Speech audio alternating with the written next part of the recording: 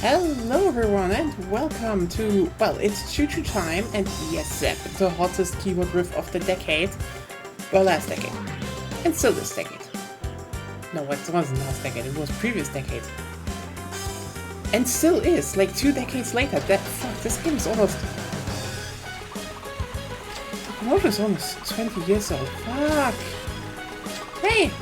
There, Ken, how are you doing? Yes, Choo Choo time! How is everyone doing? How is everyone holding up? How was the week? Well, sorry for the black bar in the bottom. I installed a new, well, I downloaded a new version of Open Locomotion because of the... And the thing is, see, if I play this with, you know, full screen mode, I wouldn't see my mouse for some reason. I would see it in OBS, so it's there. It's just not visible. So, yeah, you know, that's weird.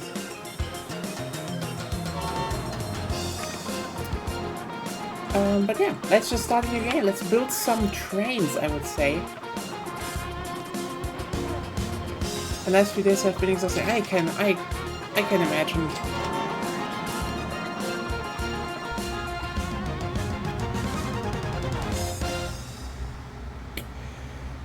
Let's just see, what do we have here? Mountain Mayhem,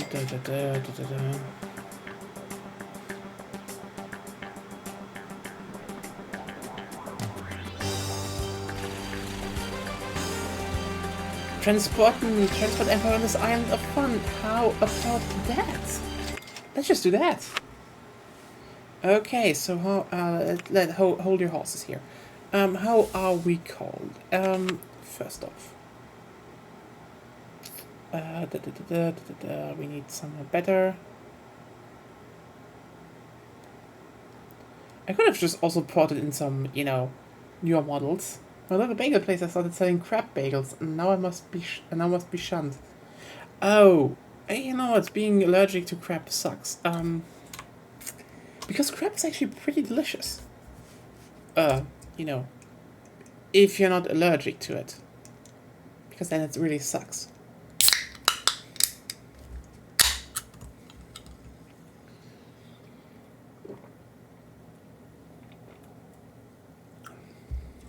I'm sick in a cool skateboarding way. Oh, well, I'm almost out with the 6, so... We need a name. You know what I just realized? I could have gotten that thing, you know, where you all, you know, the chat is, like, at the bottom of the screen. That would fill up that, like, void perfectly, but I didn't get it. Because, like... Well, shame about the consequences. Yeah, sucks. I didn't buy it because I was outside and restocked our supplies, and then I made very tasty chicken soup. And that was a progress of deboning chicken and then roasting the chicken bones and making stock, and then using that stock with the chicken meat to make delicious soup. So, you know, Agonia is healthy next time. Soonish, even. Shame about the consequences. Yeah, that definitely sucks. But yeah, we need a name for our owner. How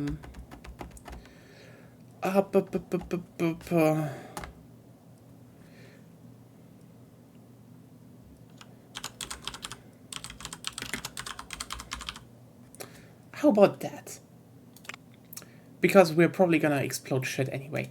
How do we want to name the company?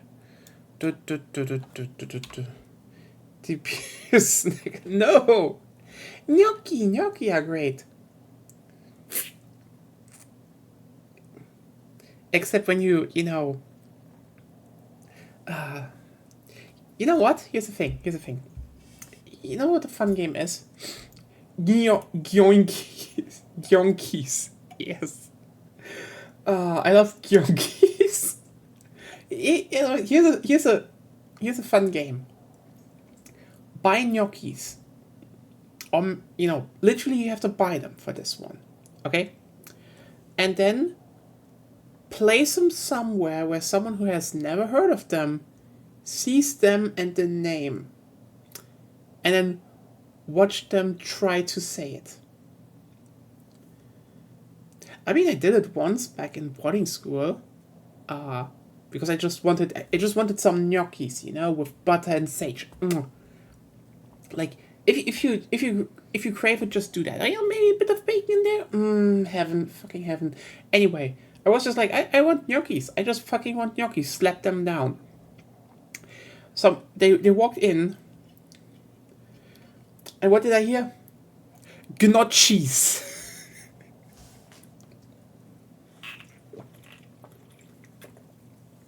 Okay, how does our company... What is the supposed name? Oh, we're not building choo-choos on here, I realize, because it's the 1970s. Oh no. Oh no. Oh, fuck. No. You know what? No. I want choo-choos. I promised choo-choos. There's fucking choo-choo in, you know... Just building trains. I know, I'm building trains, but that's not the point. I promised choo-choos.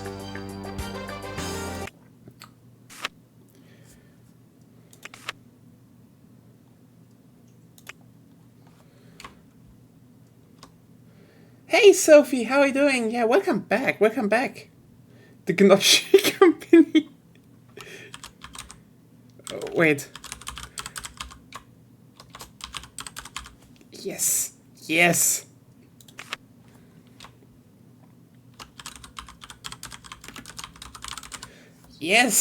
You will see this. You will not like it. Let's make him nice and gnocchi-like. Anyway, 1915, perfect time to build trains. Choo-choos, I say. Choo-choos. We have to build choo-choos. For what, actually? Let's just look. What do we have here on the map? Show me the map.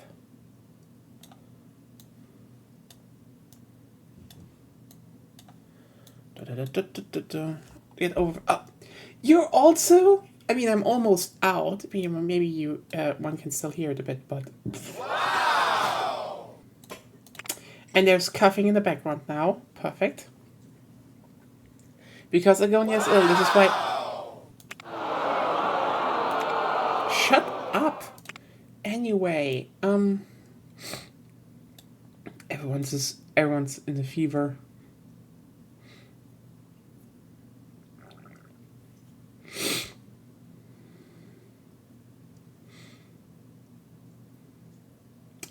What do we have here? Food processing, oil refineries. Okay. Do we have oil? We have oil. Oh, we have oil. It's gonna get better. It's gonna get better. Like, again, as I said before, I've spent most of my time today being outside and,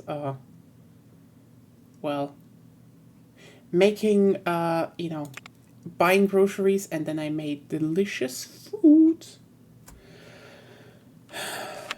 Oh yeah, I shouldn't do that. Well, chicken soup, you know.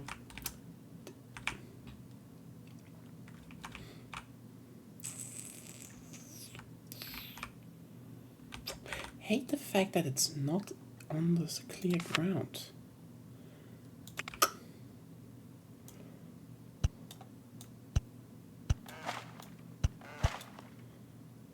Much better. I should probably make some more. Perfect. Anyway, where was I?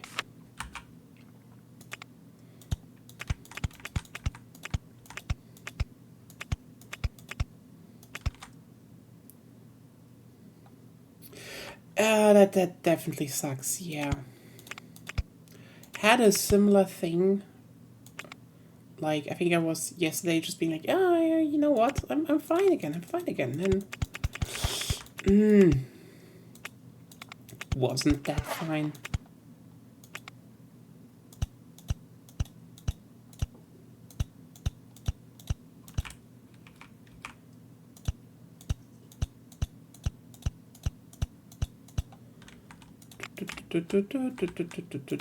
Wow! Wow! How do they have wheat farms in the desert on, actually?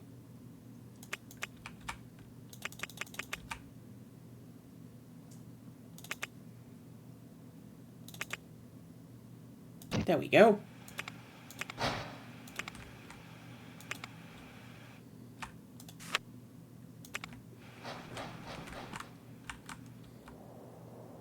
Actually, where the fuck is the music now?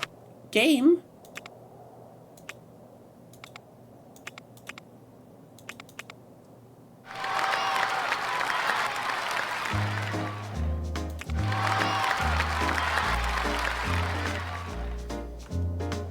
There we go. I promised choo-choos and good music. There are good choo-choos and good music.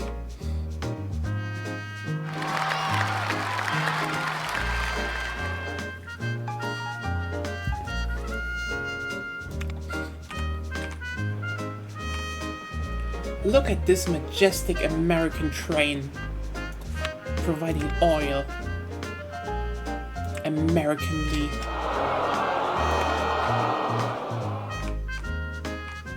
So let's see, can we actually ship the music, ship the oil anywhere? How is that we have an American scenario and no one wants oil? Everyone wants oil. They're oil products, you know? It's like packaged freedom.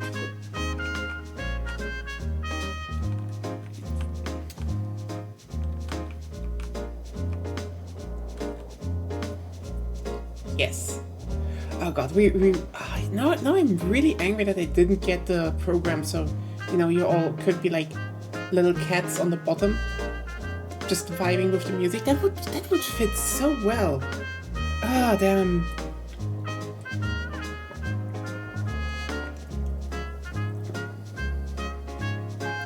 You hadn't evolved to eat oil. Wait, so you eat oil? America facts.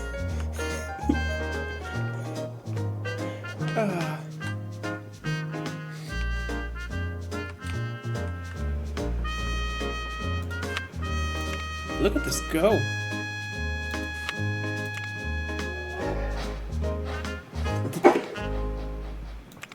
Gesundheit.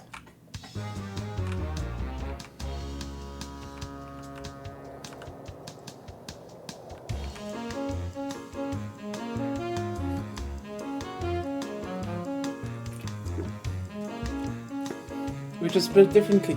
Yeah, but like, here's the thing.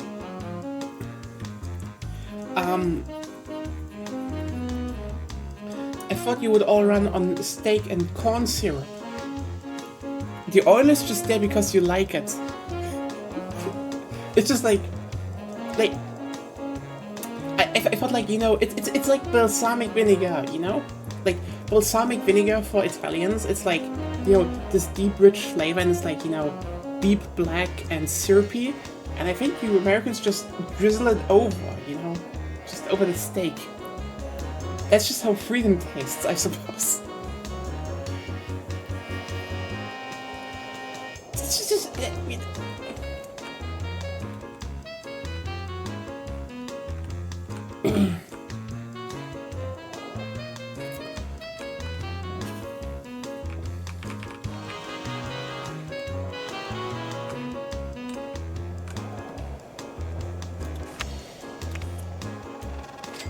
So let's see how many cars can we actually sell.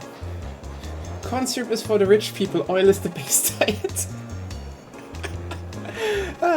We're doing one stream here and already.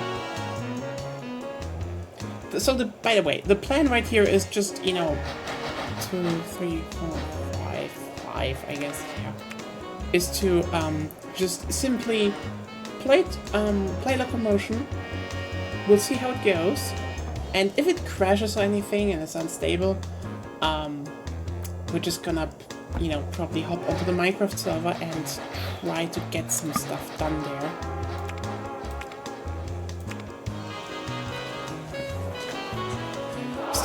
Because I think there still has to be,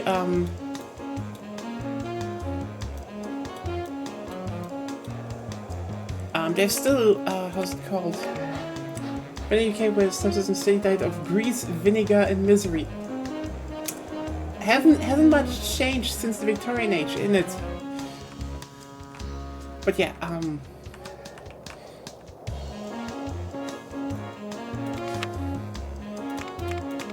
yeah, I mean, there should still be a bit of a look into the server. Maybe I'll do that anyway, but we'll see, okay?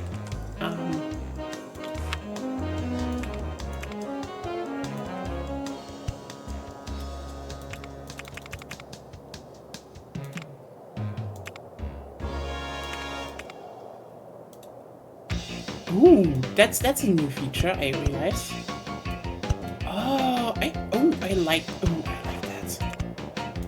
That should have been a baseline feature.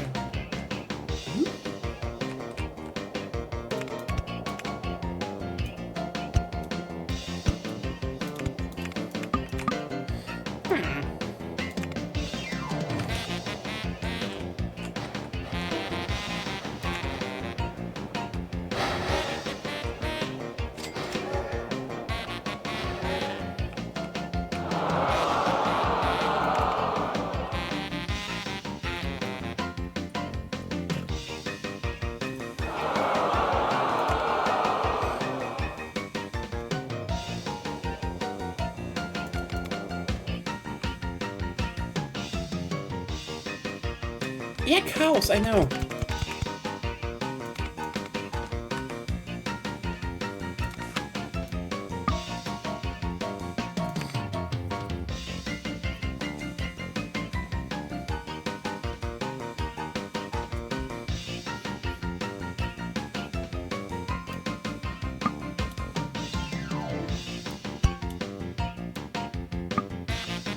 Damn.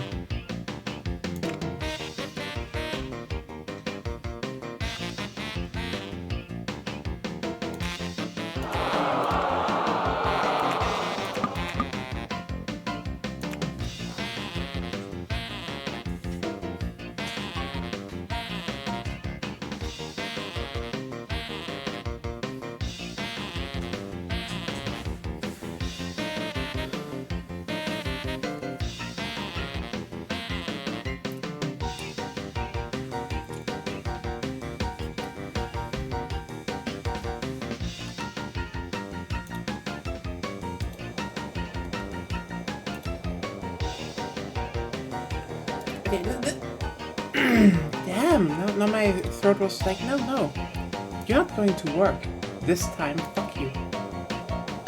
Like, god damn it. But honestly, this soundtrack can't be beaten. Just still. Absolute fucking bomb.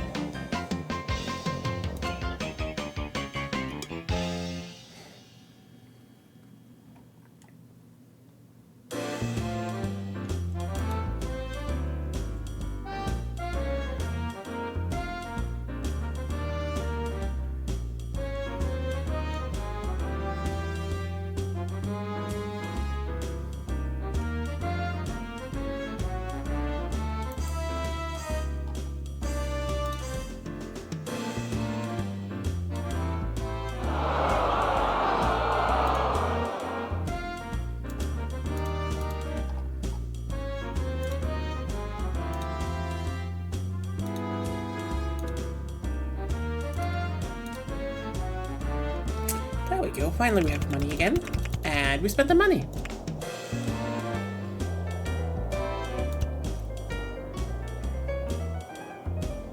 Okay. Yeah, now, again, we're building the American dream here. It's like, you know, there's oil to usable oil and cows to burgers. That's just how it's supposed to be. Hell yeah, America, fuck yeah. Land that never did anything wrong ever. Just the best, obviously. Like here's the thing. The American dream, oil burgers, yeah, oily burgers, the best thing. Everything has to be oily, you know? Burgers, pizza, bagels. Like, that's the thing, right? You know? Bagels, it's like integration. You had, like, bread rings, that were baked. And then, they came to America, and the Americans were like, that right there doesn't have enough corn syrup and not enough oil. So they put corn syrup in and threw them into oil, and now you have donuts. True story.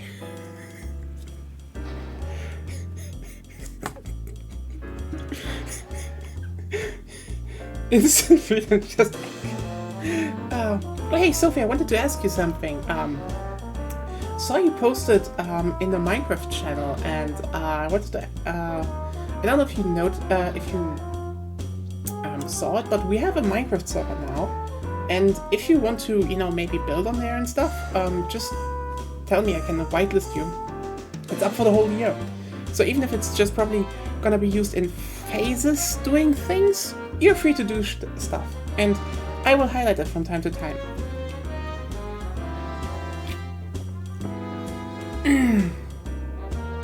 Oh yeah.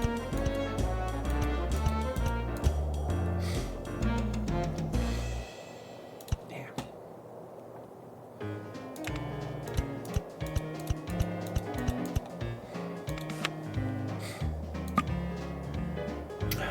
I need more freedom dollars.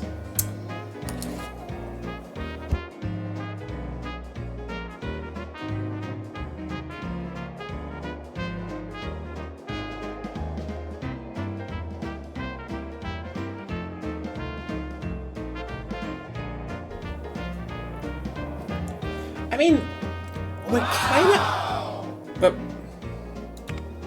kind of trying to actually build up a bunch of farms, so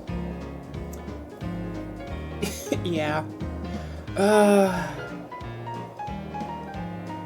think the worst part is for me that I wanted to build this nice centerpiece, but I just need to put in so much more work if the shrine ever is supposed to get done. Yeah, you know what? If everything works out, we can visit it. Pay the visit later.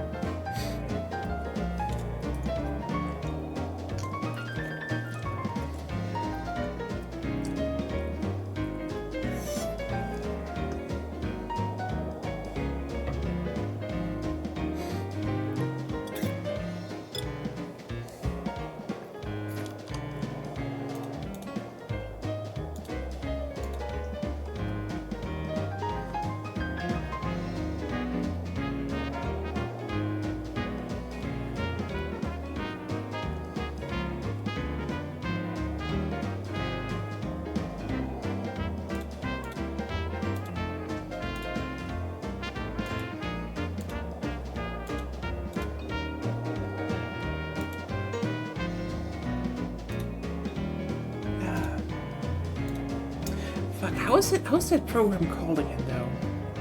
You know, the one where you have, like, the little goobers on the, you can have the little goobers on the screen for everyone who's chat.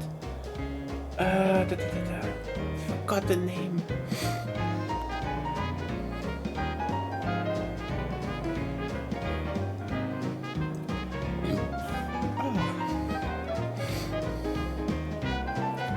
Oh, a livestock wagon costs 6 nuts. Oh no, not anymore.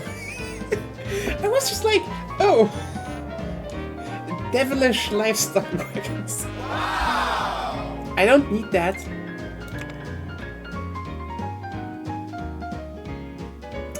Actually, how about we, if we have enough money, we will build a channel. And everyone's like, but there's no water in the desert. There will be. I don't care. This is my American. I will waste money like I want to.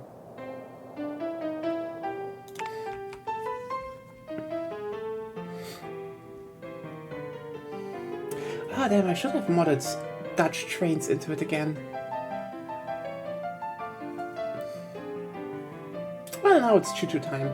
As said, we are building choo-choos here. I was actually I was actually planning on streaming Transport Fever 2, but the thing is, technically there is a mod. So technically you can put in your own music, and there was a mod with Locomotion soundtrack.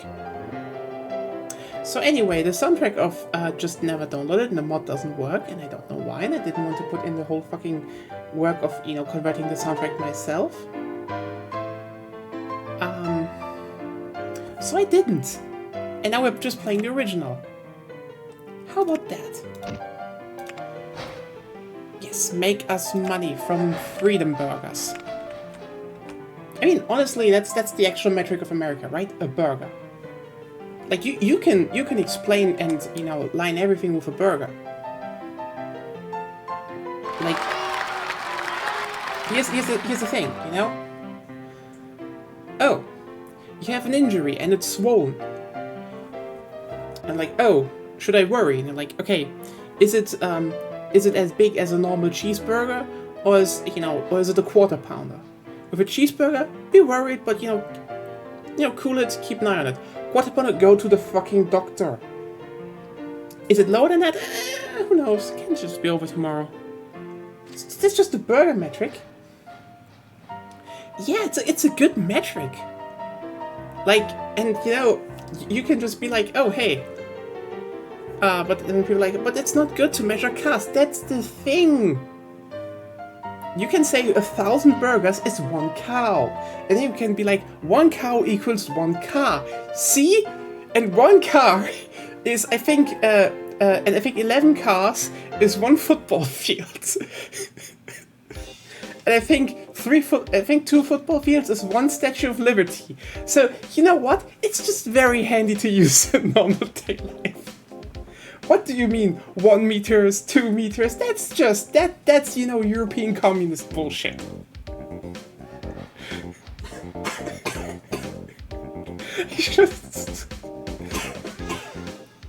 Maybe I shouldn't talk so much bullshit when my girlfriend has to cuss all the time.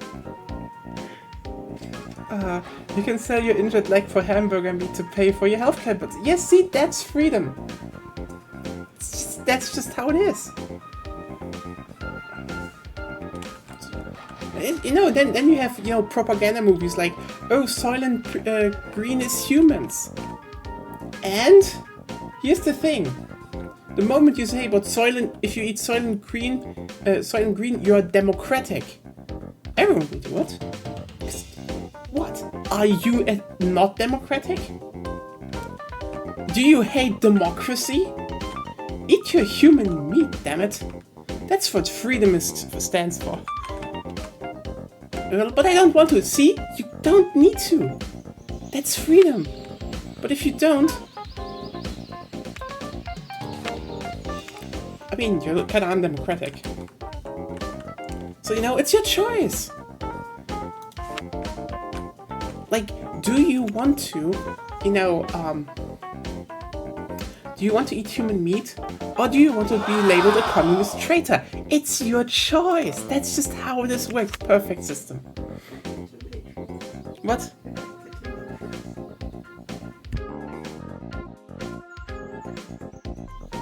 I'm back at the Matrix. What? We are back at the Matrix.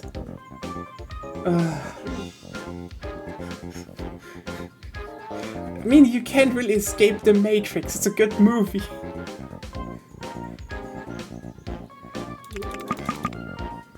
What? Yeah, I know.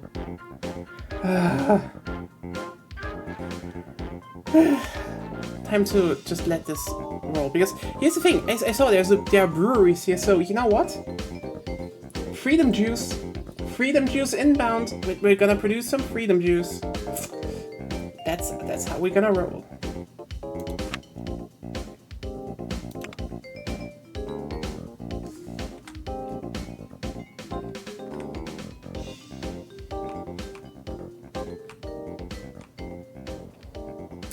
Ooh. Ooh, I see at least one. One town wants goods. Ooh.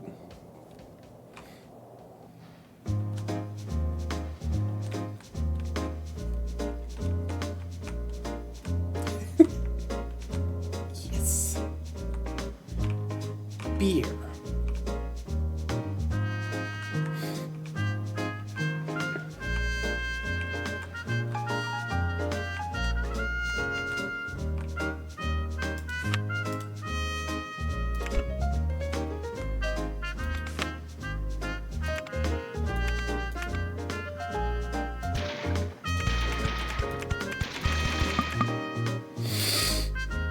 How the fuck don't they... I'm bulldozing these... I'm bulldozing this for freedom, damn it!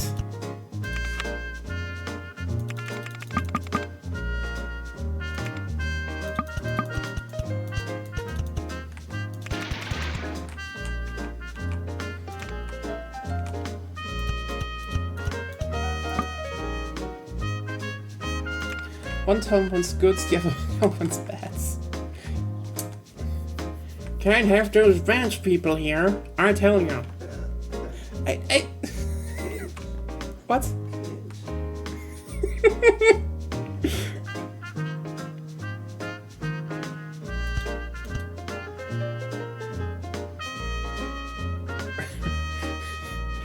I want to say this with like a fake Texan accent, but yeah, I would produce too much cringe again.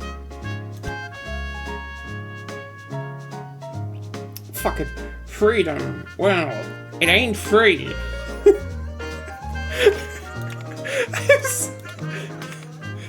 You could always just stop being ill and play Monster Hunter with us, you know? I would.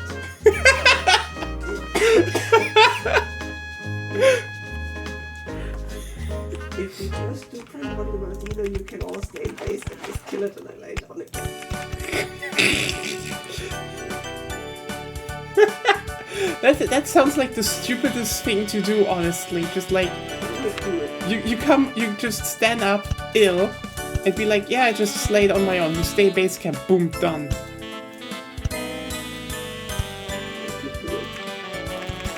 No, you cure yourself out, okay? I flatten hills right here. I have the time of my fucking life.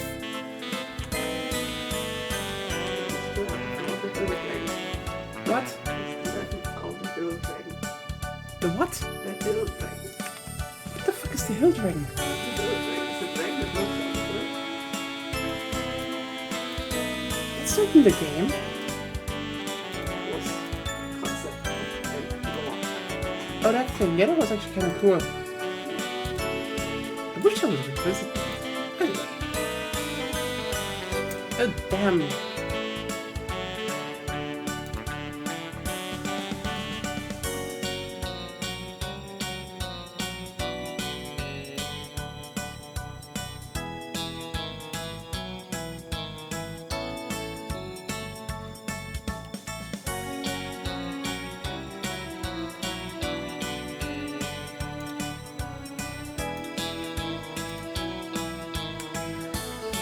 It's Agonia's fault that we have to hear these jokes now. Oh yeah, Cat. The soundtrack is just, I mean, it's a thing, okay? I keep saying, you know, it has, like, one of the best soundtracks of all time, and that's just true. You know, it's just fucking true. Sorry. Locomotion? Soundtrack for the ages. I'm actually angry at the fact that,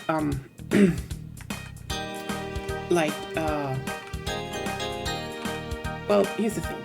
I kind of wanted to put this one into, you know, Transport Fever 2 because the Transport Fever 2 soundtrack is fine. It's not bad, but it's missing this energy. Just, yeah, I'm building trains. What about it?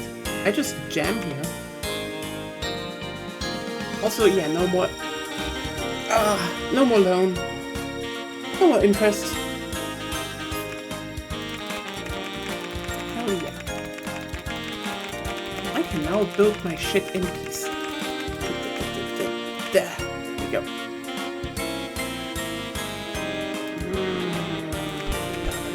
that can stand. Like, here's the thing. I want to make a big, nice, big train station here. Because train stations are also part of freedom. Wait, no.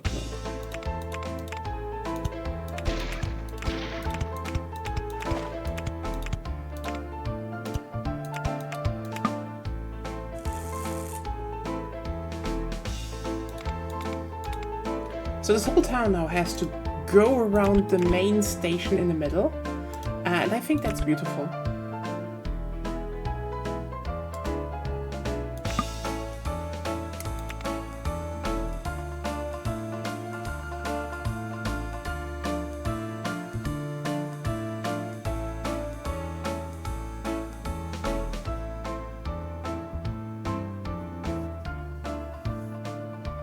Open RTC2, contact the original voice. Yeah, that's actually... That is definitely very cool if they do that, but like... I mean, sometimes it just doesn't get the same vibes, you know? That's always sad.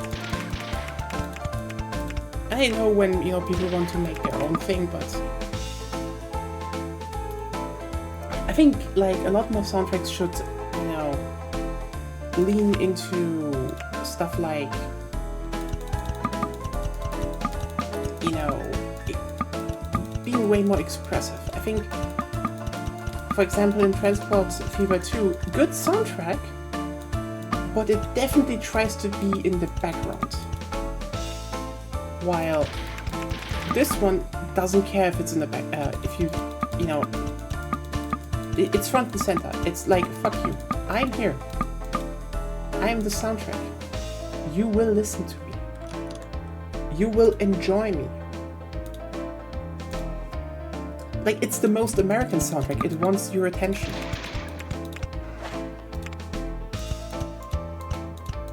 Which woods? I bulldozed them.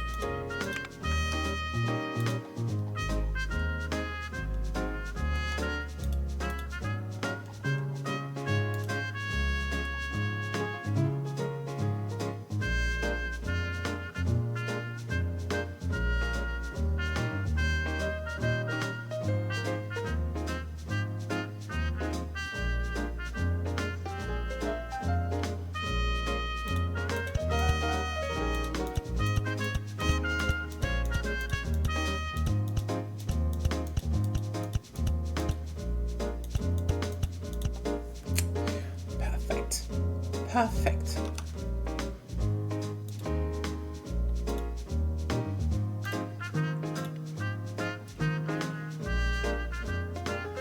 Freedom from Woods Memorial Plaza. That sounds good. I need more cash. Give me more freedom dollars, please. But yeah, how the fuck is that, how is that one program called again? Oh, damn it. I always forget the name.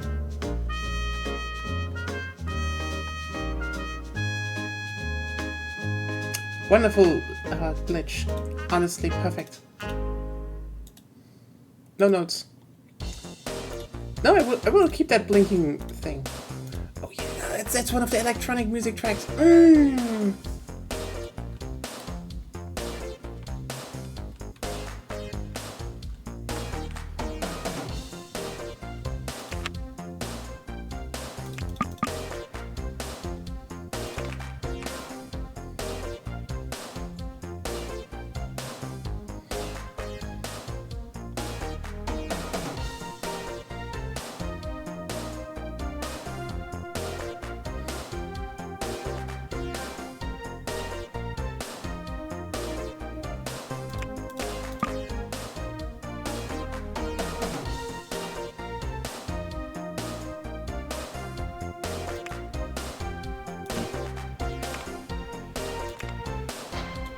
Look at it go.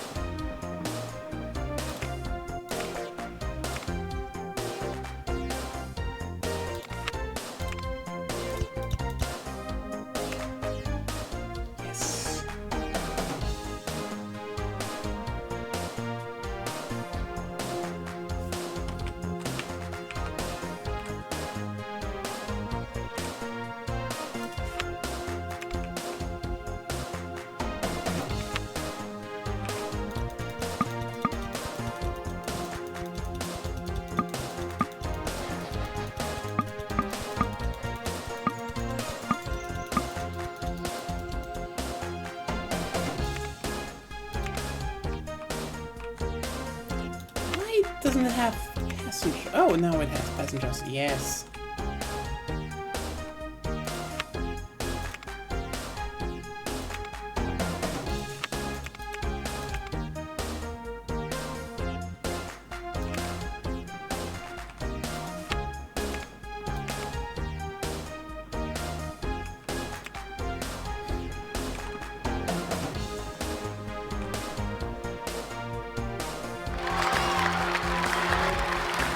There we go.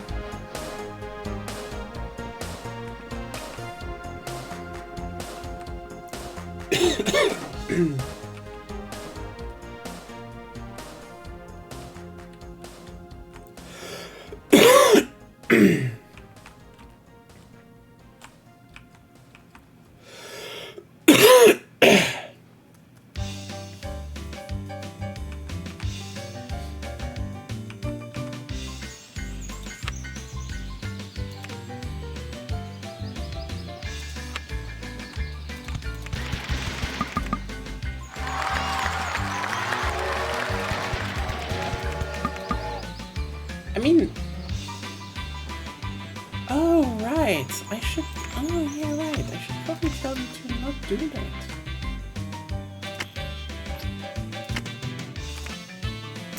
I actually coughed, so you don't say that actually, yeah. That's not what the Knigge says.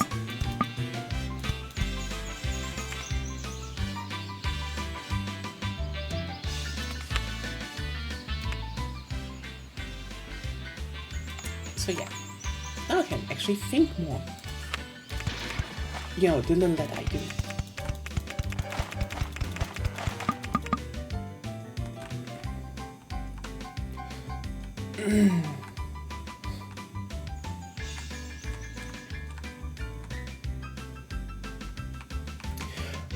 So yeah, actually, fun fact, you know, good manners in Germany are, well, everyone refers to them as Knigge, which is funny. It's like, how should I describe it? Okay, so the thing is, okay, basically Knigge is okay, it's from an aristocrat. He was called Adolf Franz Friedrich Ludwig Freiherr Knigge. Okay, so yes, I know, very German name, very German anyway.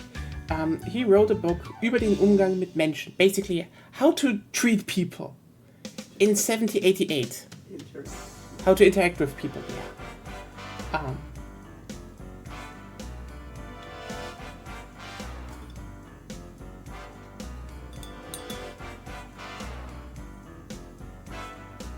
Yeah, and basically, it's, well, how to describe it? It's basically something. It's basically just, you know, how to, you know.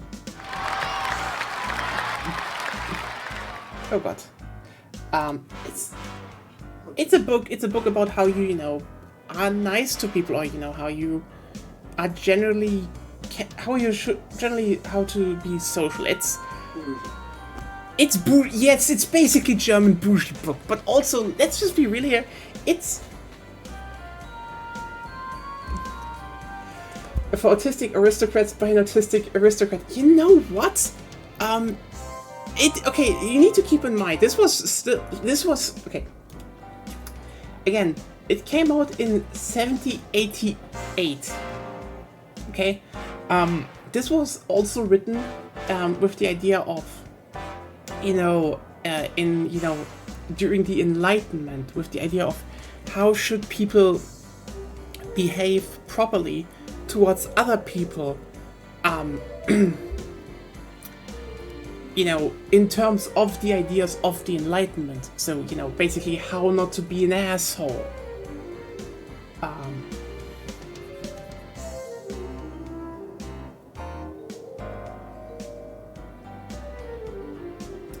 It's actually kind of funny because, like, a lot of people,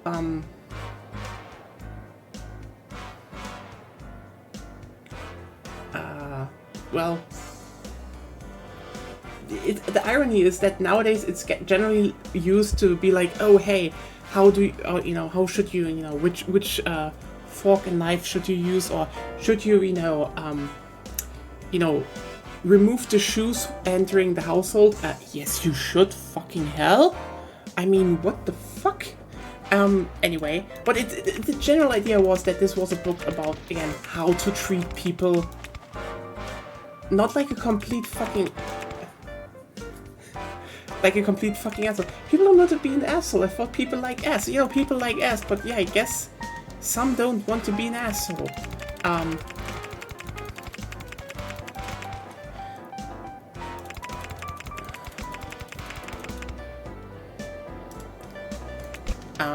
Okay, you know what? You want to hear something really funny, though? Because, yeah, here's the thing. This book, was banned in Italy. Well, the Italian, you know, the Italian, how's it called? Translation was banned. And you, like, if you know, this, like, it's like, you know, oh, an aristocrat wrote it, but like, keep in mind, the Vatican tried to ban that book because they were like, no, fuck, this is too progressive. People start being nice to the lower classes now. Or, you know, in general to other people. So yeah, the Vatican wanted to have this book banned. So it's not one of the bad books the Germans produced over the ages. It's one of the good ones, okay?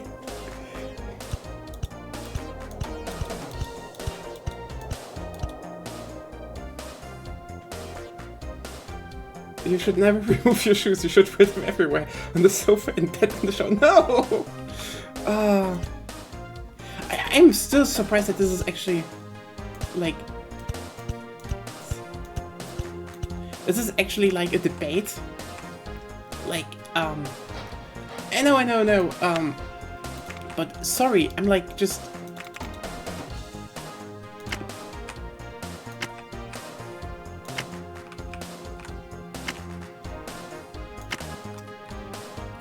I'm sorry, it's just, A, you're inside of a house. Fucking remove the shoes. But like, oh, but is it that much of a yes, you're carrying in dirt into a household. That's shit to clean. Second, it's really, that's like, you know what? Yeah. You don't need to shower every day to stay healthy, but you know what? Dirt from outside, especially when you're, you know, that's not that clean if that's on the fucking carpet from people. Just, you know what? Here's the thing. You have to hand it to the Japanese people. They have figured it out. There's a clear cut. There's a step in the entryway. The the lower part easily cleanable, and there are your dirty fucking shoes. And then you take one of the nice indoor just I don't know how to call pantoffeln. Anyway, and it's comfy. And like and like that's the thing. This step, that's a psychological barrier. Like, oh, you step over that step with your normal shoes on? Well, fucking shame on you. It's a visual marker. No one will ever forget it. Tell you, the Japanese have figured it out. This book is too much like Jesus. I must not be banned. Yes, that's how the Vatican works in a lot of ways.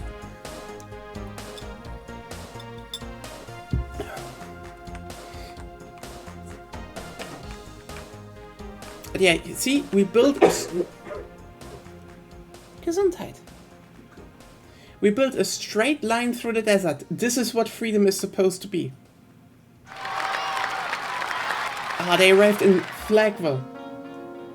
I'm actually saluting now, but you can't see that because I don't have actually arm tracking. I should get arm tracking, you know? It would be so funny if my avatar has arm tracking. I can do the stupidest things.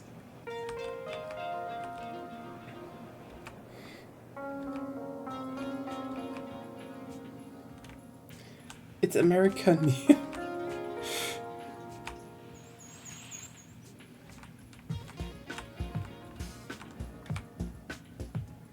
What was the goal again? Huh. Almost done. What did we want to do again? Oh yeah, right. Right. Freedom juice. We wanted to produce freedom juice.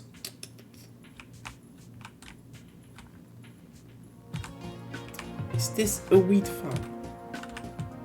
This is indeed a wheat farm.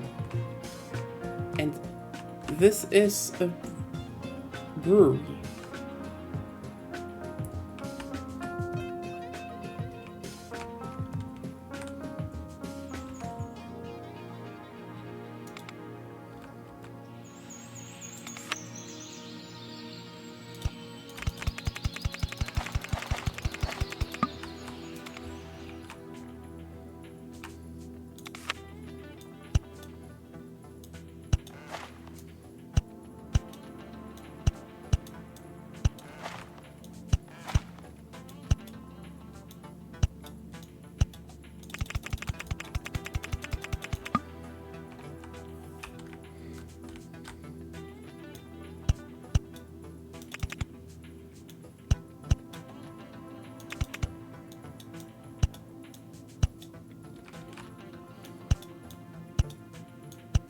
Yeah. Pro freedom juice. Okay, that actually is a banger feature now of open. Oh my god. Oh god, that. Ooh, yes. Oh yes. Oh my god, I love that. That is such a good feature.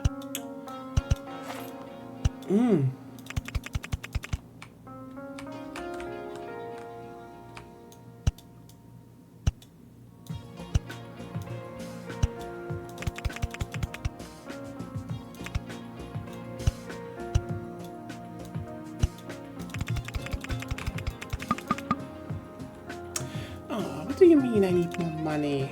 I should just build without money. Oh. Whoops.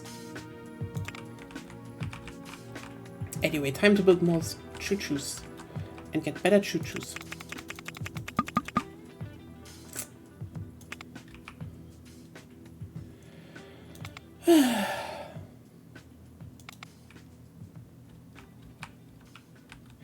So, yeah.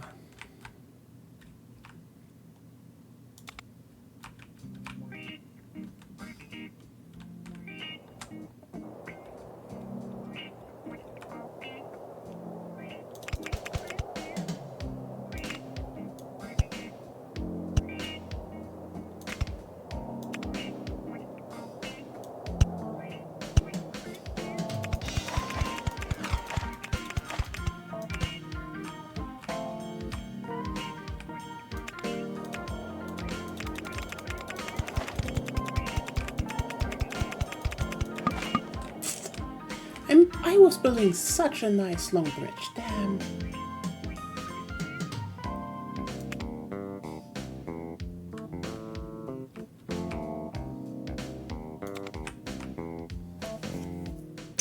Oh, should I, oh. It's such a nicely rendered barn, you know what? Let's just put a fucking train track in front of it.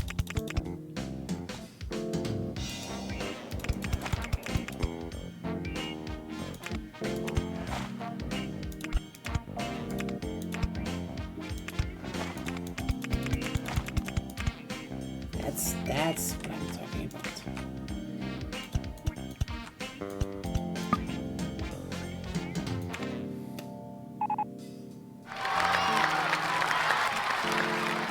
No one wanted to write to that fucking...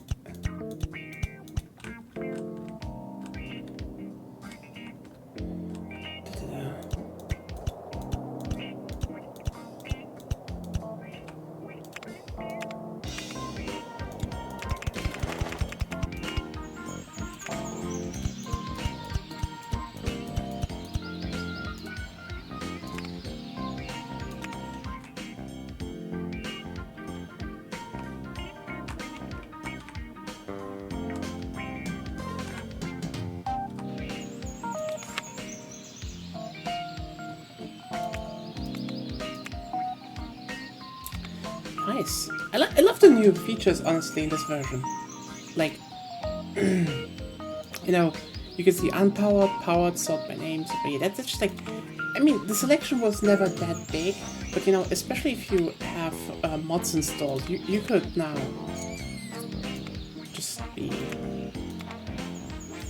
you know, very useful, and you can just search for it. Yeah, especially with mods, this is just... Open Locomotion just gets better by the, you know, with every update, I'd say. I think this is 24 dot something. It's pretty good.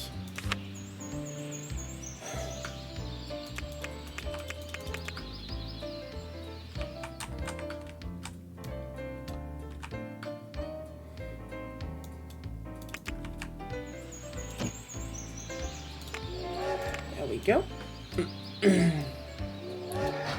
And let's go get grain for the freedom juice. I kind of hope we have the better, the bigger locomotive soon, and we have big choo-choo. Big choo-choo is very important because it is big and goes choo-choo.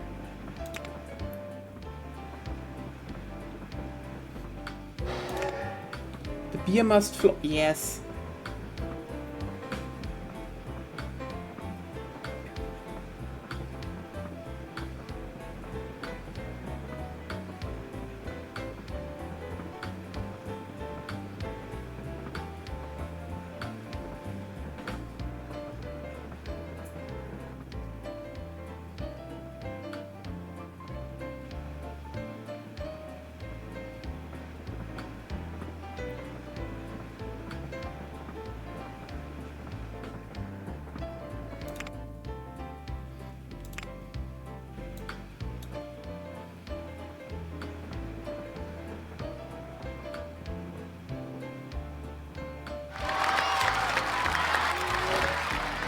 I have to say though, like, you know, totally honest,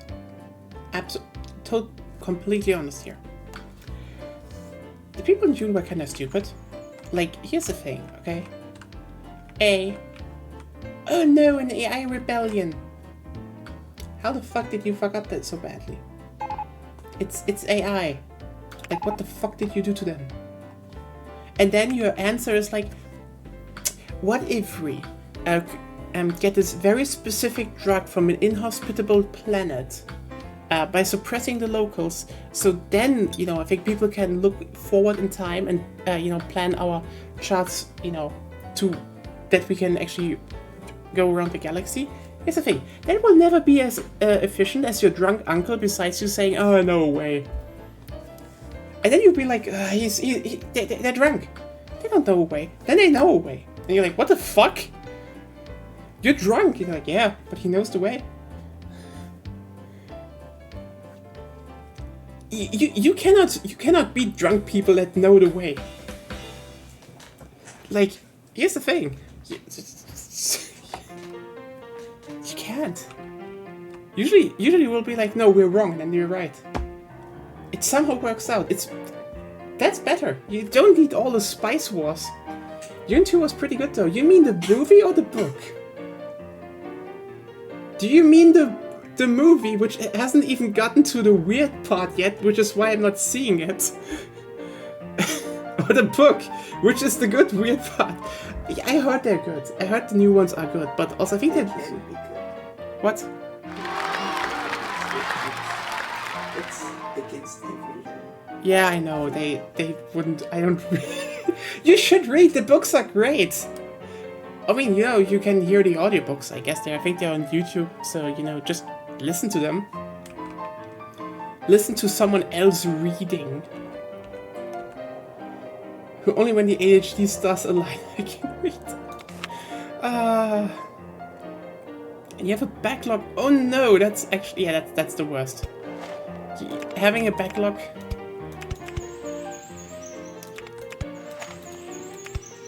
It's kind of funny that you got into reading this much. Oh wait, you know what? I shouldn't talk too much with Agonia, because yeah, she got that too. Actually, it's kind of funny. I was actually, you know, back in the, you know, back when I was young, reading is for nerds. Okay, Sophie.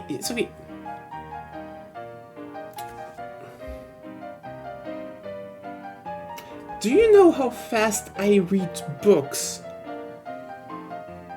Oh well, I read books.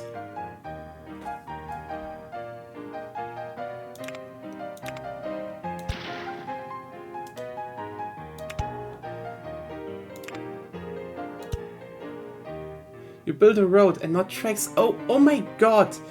Yes, okay, you know what? Look, I'm using a fucking truck. Oh no, Nia is using an appropriate vehicle for short distance deliveries. Yes, I do. What do you want to do about it? I have it.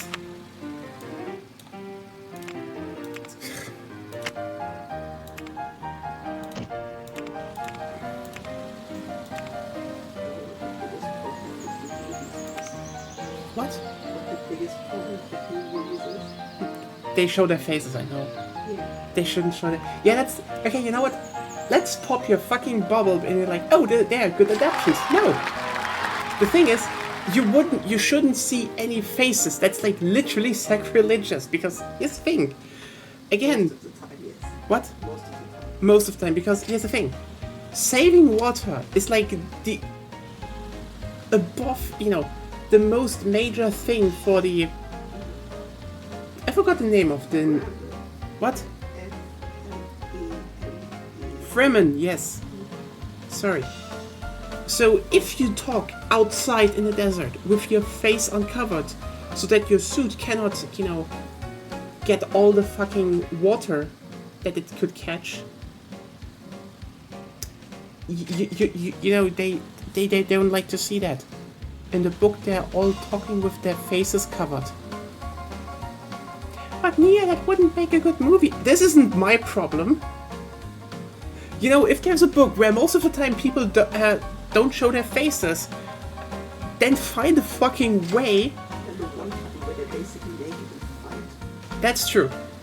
You know what? You say LMAO, Claire. You know what? That's, again, here's the thing.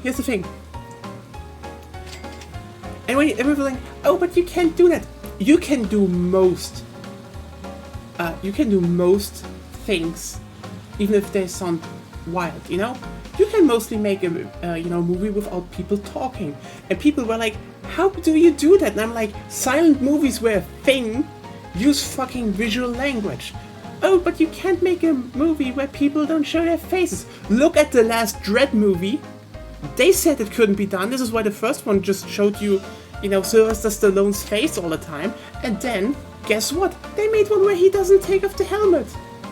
Even the Mandalorian didn't have the guts to just keep the fucking helmet on. Anyway, you can do that. You can literally do that. It would just take more time.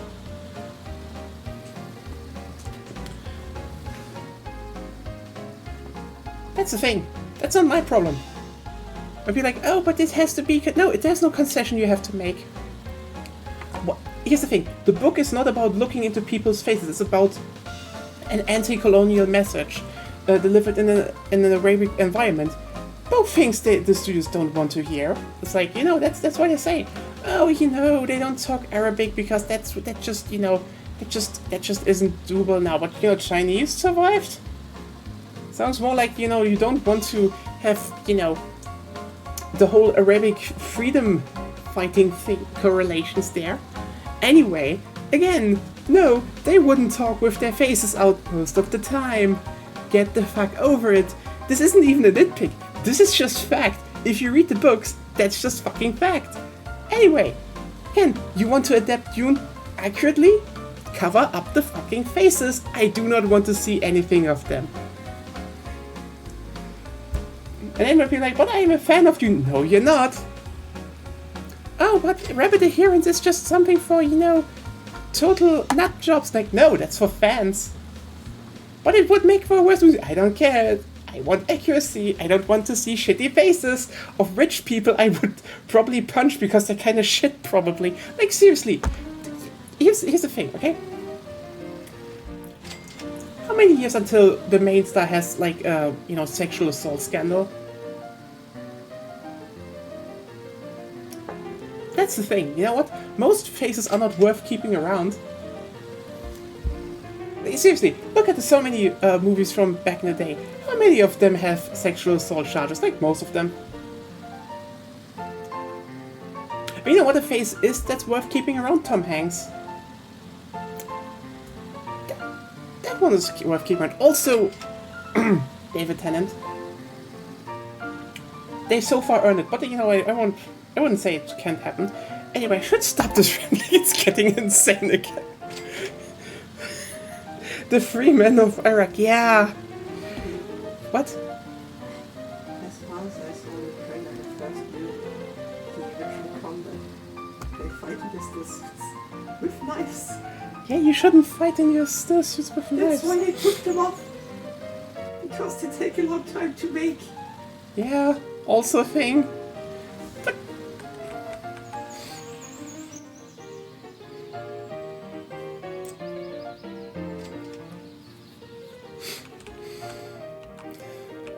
Yeah, I'm sorry. But that's you know what, that's what you sign up for with these streams. Good music, trains, and a lot of fucking nitpicking. Then again, I'm actually surprised that we haven't gotten to like heavy politics stuff. Usually is the case around now. This thing is the screen actor's skill to act and has requirements for contracts which include showing the face of an actor and special expectations need to be made. You know what? Then don't make a Dune movie. Don't make a Dune movie then. Like, here's the thing, okay? If you have some adaptation like Dune and you can lay out to them, hey, this is a faceless movie. It's just part of the artistic vision. They shouldn't be like, but you need to show faces. If not, then don't make a Dune movie. I'm not making the rules. It was kind of funny how the first movie they were like, here's the face mask that keeps all the moisture in, and then no one ever wore it again. Yeah, see, Claire? In the book, they're like, here's the face mask that keeps all the moisture in, and they wear it all the fucking time. For good reason.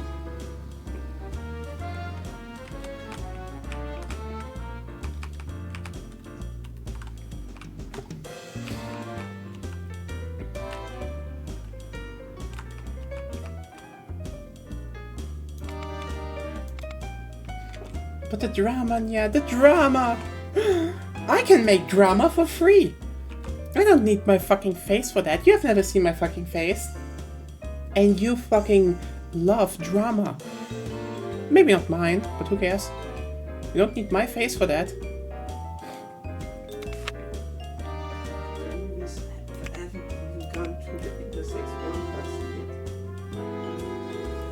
Do you really want to spoil the intersex worm person? No. I guess we spoiled though that there's gonna be an intersex worm person down the line. I think that makes it more interesting. You don't know.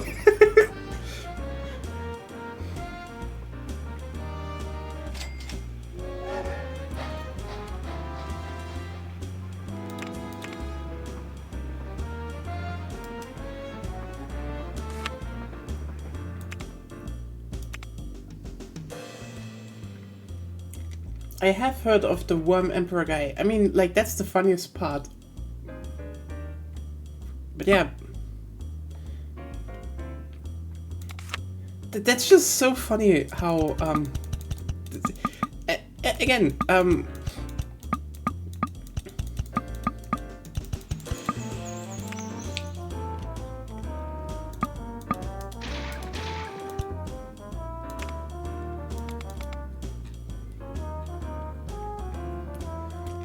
like, here's the thing. Dune 1, great book. Dune 2, buck wild.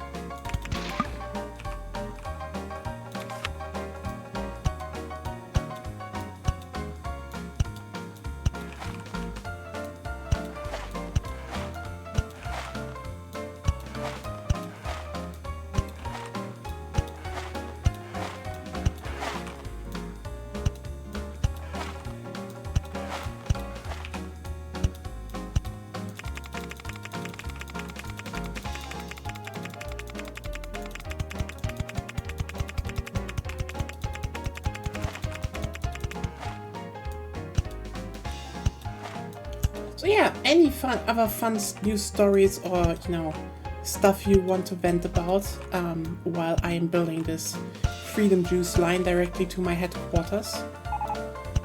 The juice must flow.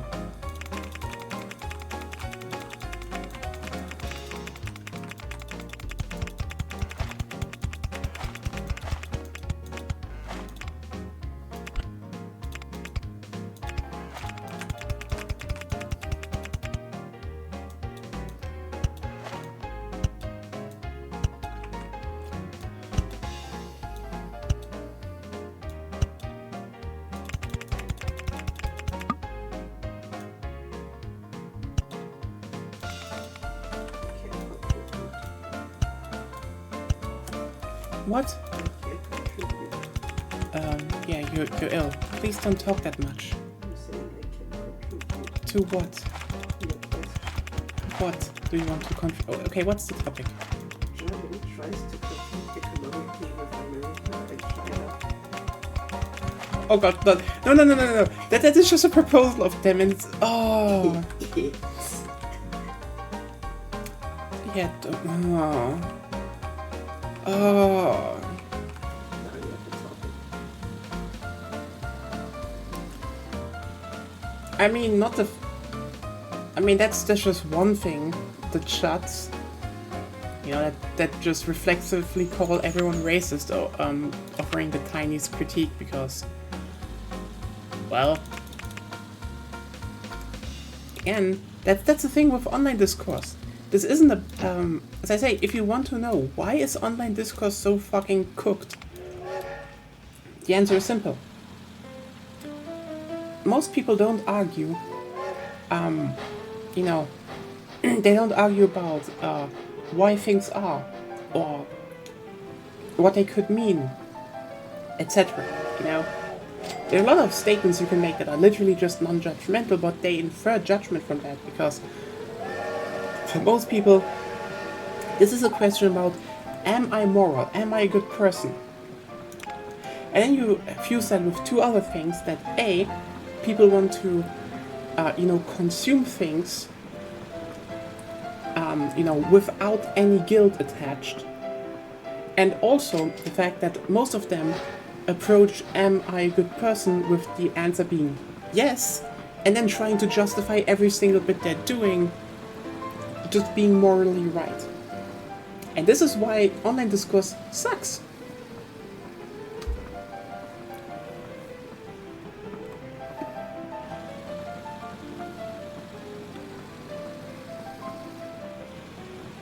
I mean, you know, on top of a lot of things that literally just happen because, you know, people are not fucking educated on topics. Even though a lot of conclusions are very obvious if you just think about them for literally a singular second. And there we have it. Beer has arrived. Oh my god, it's just... All freight trains full of beer. Can you produce more? How are you producing? Ah, damn it. Produce more tons of food. We need 10,000 tons of beer.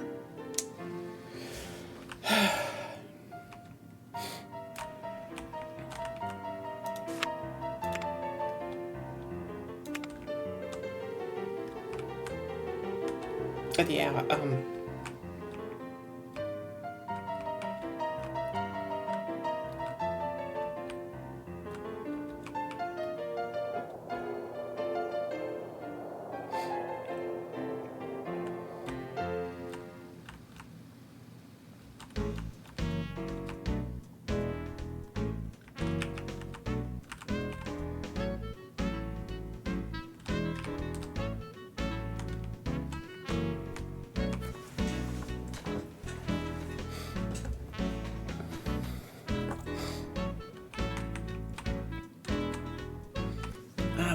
But yeah, it's this is just so much stuff about that and the whole discourse, and you know, people just, yeah, and that's there's just so many parts where I'm like, people are undereducated to the max, and you see how much it fucking ruins discourse online.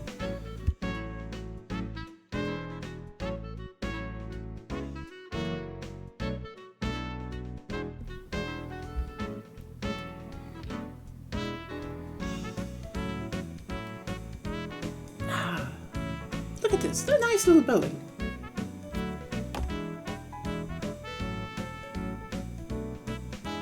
Yeah. Damn it, now that was me actually for once.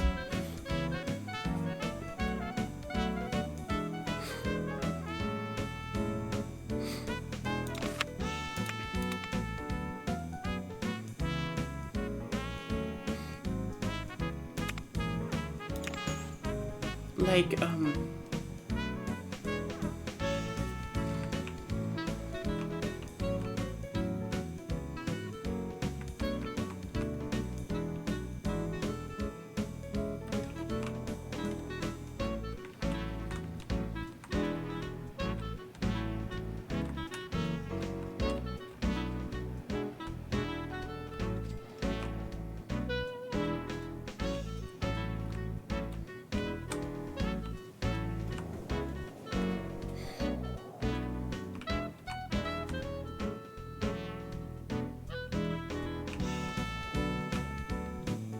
Which is why I rarely take part in online discourse, because I have the feeling that it's not worth my time. You know what? Yeah. That's true.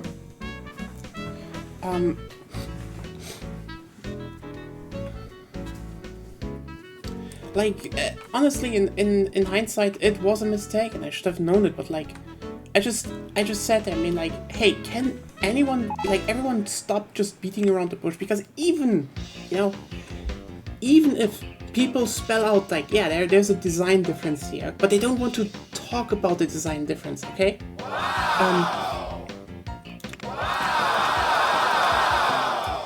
I just was like, just fucking point it out. But I mean, you saw the violent response because people, hate being, made to think about things. Because again, if you think about certain parts, you have to maybe also accept other parts. And that's what, these people don't like. And I mean, yeah.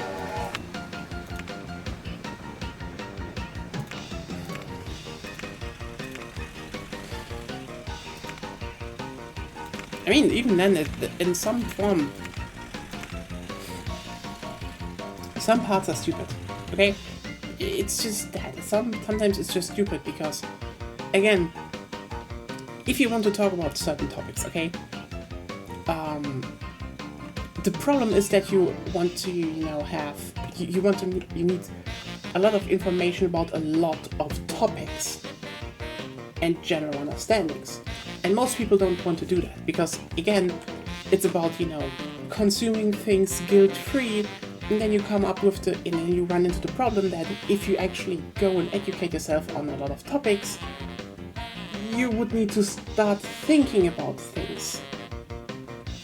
And that could change perspective. Like,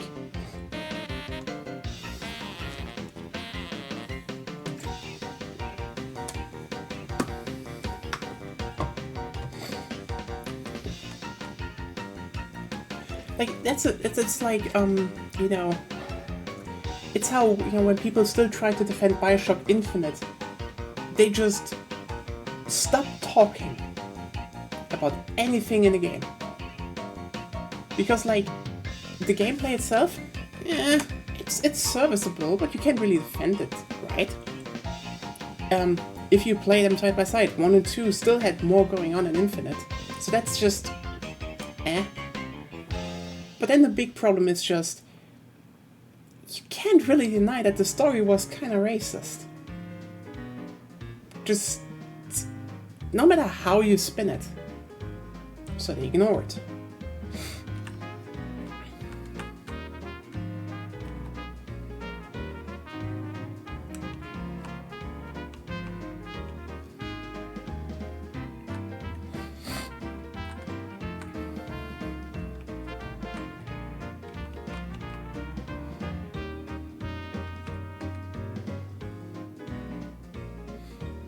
This road was built very stupidly, to be honest.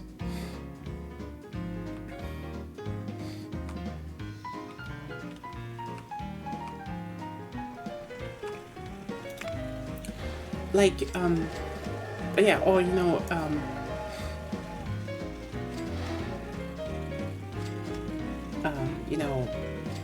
when you, bring up in the whole, design discourse around Stellar Blade, that people, the character, the female characters are definitely designed to have teenager-like appearances.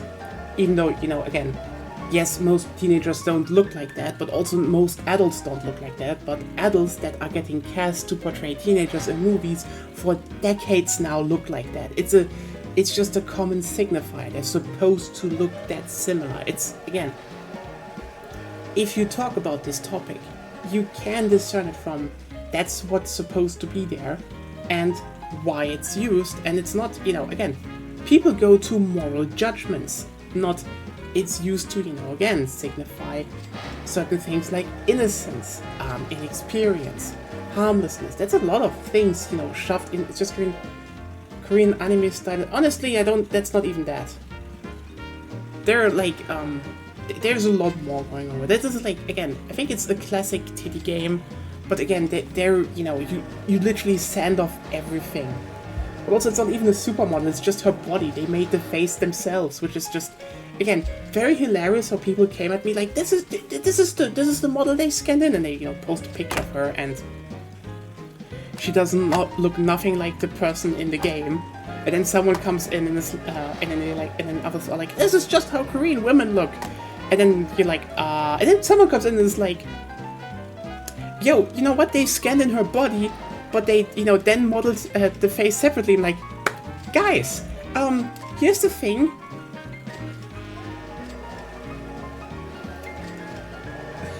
His body is not real. Yeah, it's obviously not realistic, even if it's a body scan. But that's not the point. These people want to believe that, by the way, okay? Like, that's not the point. The point is, like, it's so funny how then people are like, but you know, and then someone's like, oh yeah, but they just, you know, changed up their face. It's like, so, hey, listen, everyone, coordinate your defense strategy, because, like, you all are running on the, you know, it's actually based on a real person, but then someone actually just ruined your whole strategy by being honest. Just literally coordinate yourself a bit better there, you know? Someone gave the gist away. But yeah, it's not realistic, obviously. Wow! All the girls are anime girls and all the men are realistic. It's a titty game! Like, I mean, honestly, it's kind of funny to see that, you know, so many people refuse to use the word now, you know, even, you know, in leftist circles where people try to defend, it's like, just admit it, it's a fucking titty game! We have a word for that. And it is obviously there, because, like, I don't know if you grew up, you know, here's the thing. You see, with the jump from, like, you know, the PS2 to the PS3, there was this thing that technology advanced suddenly so much that you could, well, you could at least, you know, make girls look like blow-up dolls, I guess. Just kind of better as their blow-up dolls. And then you had, like, this whole genre of games that, yes, while some of them were not that bad, we're just there to have, like, just basically a soft porn design. Like, yeah. So, like, I'm not even surprised to hear, like, oh yeah, there was a camel toe in Celebrate. Like, obviously there was. Again, this was just a thing back then. They were just, you know, they were just borderlining this thin edge of when would it get banned. Wow! It was just there to sell, based on the fact that some people are probably horny. You could suddenly render Snake's butt really well. You know what? I'm still amazed how caked he got. But anyway, resisting the urge to make a crude joke, just fucking do it. But yeah, like, that's the thing.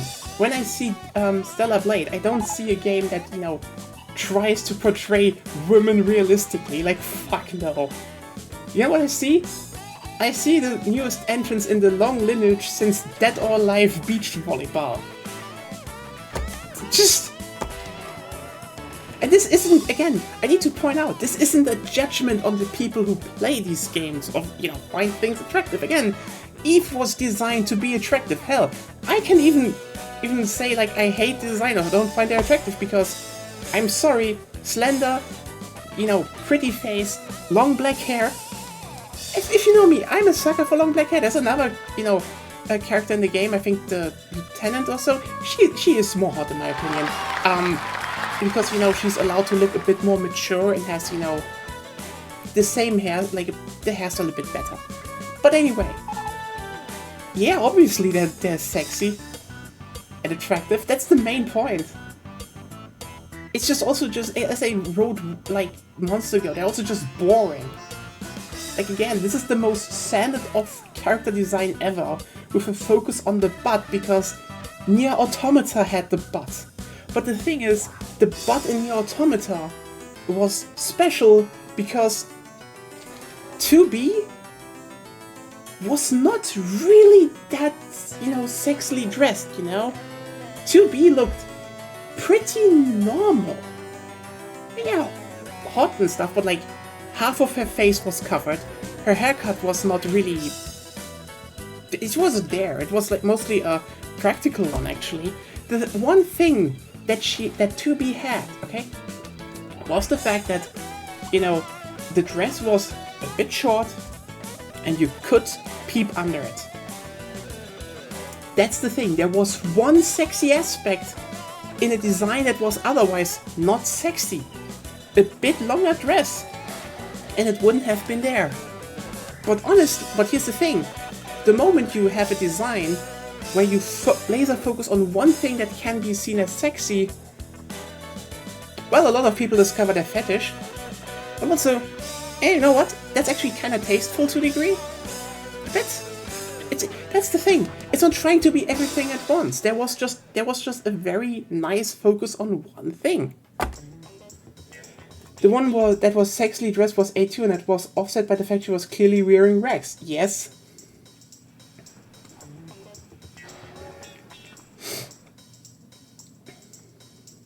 Kane from Replicant is just really dressed sexily.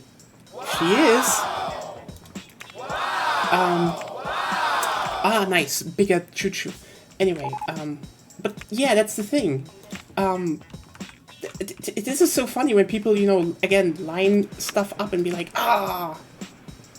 No, it's just like, Nier Automata or Bayonetta. I'm like just sitting here being like, don't take those names into your mouth. Like, again, Nier Automata was way better designed. Again, they weren't designed to be sexy in a lot of ways. They just had a part. It's similar. You know what's Nier Automata is similar to? Touhou. Most of the characters in Touhou are not horny. But it will make you horny for armpits because you can see them. Oh yes, tasty sweaty armpits. Yeah. Honestly, here's the thing. He says like, I'm a horny guy, and I still look at 2B and be like, that's not a titty game. That's actually very tastefully designed clothes. Those are good clothes. The only sexy part again is the, Yokotaro said here, most people that have taste like Touhou, like, sorry, peak design. They even have peak lesbians that are immortal and want to kill each other all the time. And they do so, and it's great.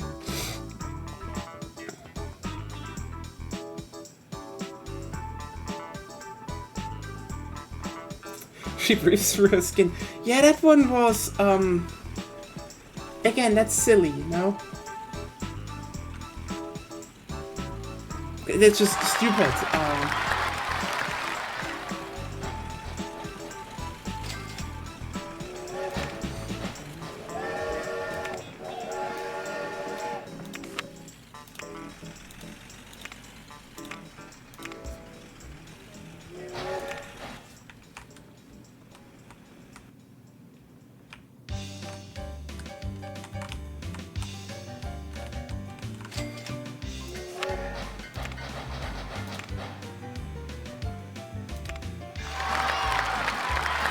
But like, yeah, when I point out shit in design, I'm not, again, the thing is, the chain of my words and deeds.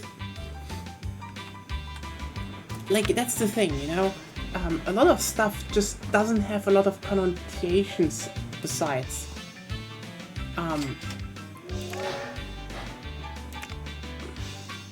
But again, people do that because most online discourse is not about discerning things. It's about, am I guilty of something? Locomotion would be better if it was a bullet hell game. Oh no, no, please not. I like building my trains, it's just being worthless.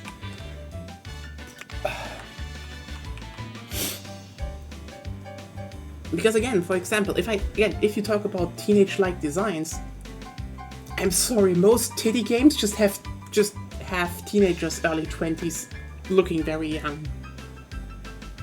But the thing is, people prefer more, try to do a moral judgment from that, because society kind of treats them, trains them to do that, even though it's just worthless.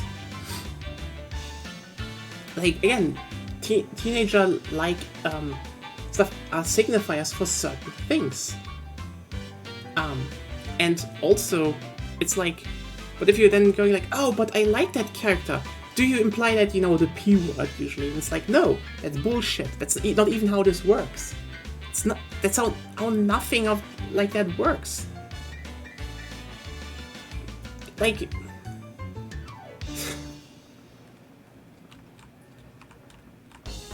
teens are crazy and do dress like that. You know what? They would probably. I mean, what you talk about, what you tell me about, how Gen Z behaves. I just accept that probably to a degree. But also, the thing is, you know what I hate really? You know what kind of the most dumbest thing is in online discourse? Is this, again, this moral thing about, what does it imply about people, finding, about teenagers, like, oh, again, are people the P word? It's like, here's the thing. If you look at teenagers, like, around 16 to 18, the thing is, this is like the end of puberty already. And puberty is, kind of trying to make you, look attractive to the other gender.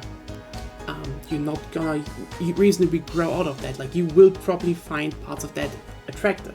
But also, most people will never fucking date any teenager, because here's the thing, here's a spoiler alert. Teenagers are fucking insufferable, and no normal human would ever want to hang out with them. Like, not about, teachers or so, you can talk to teenagers, you can guide them, but like, I'm gonna be honest with you, ever thought about the idea of a relationship with a teenager? You would run away crying. Like, here's the thing. He's not here now, but from Wiki 3 Streams, Ruben. Ruben isn't a teenager, but he, I think he has like 5 to 6 years difference between him and me.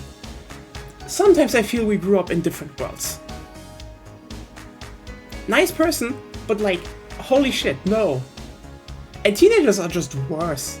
We've all been teenagers. You know how bad teenagers are. Like, there's not gonna be any moral corruption, because again, teenagers are so insufferable. No one in their right mind would like to even date them. Except other teenagers who are similarly insufferable. People will take this out of context, but like, sorry. You remember how you were as a teenager. Would you look at you and be like, oh yeah, that's definitely someone who would be like today? No. You were horrible.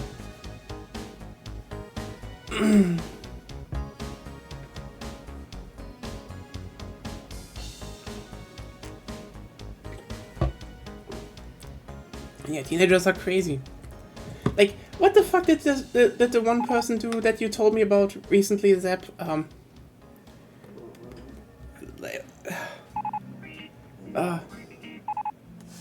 I was very smart as a... a lot of people get told they're very smart as a teenager, and now they have burnout. Honestly, but then again, every... wasn't that, like, bringing a real gun to a water gun fight, or, shooting paintballs at cars?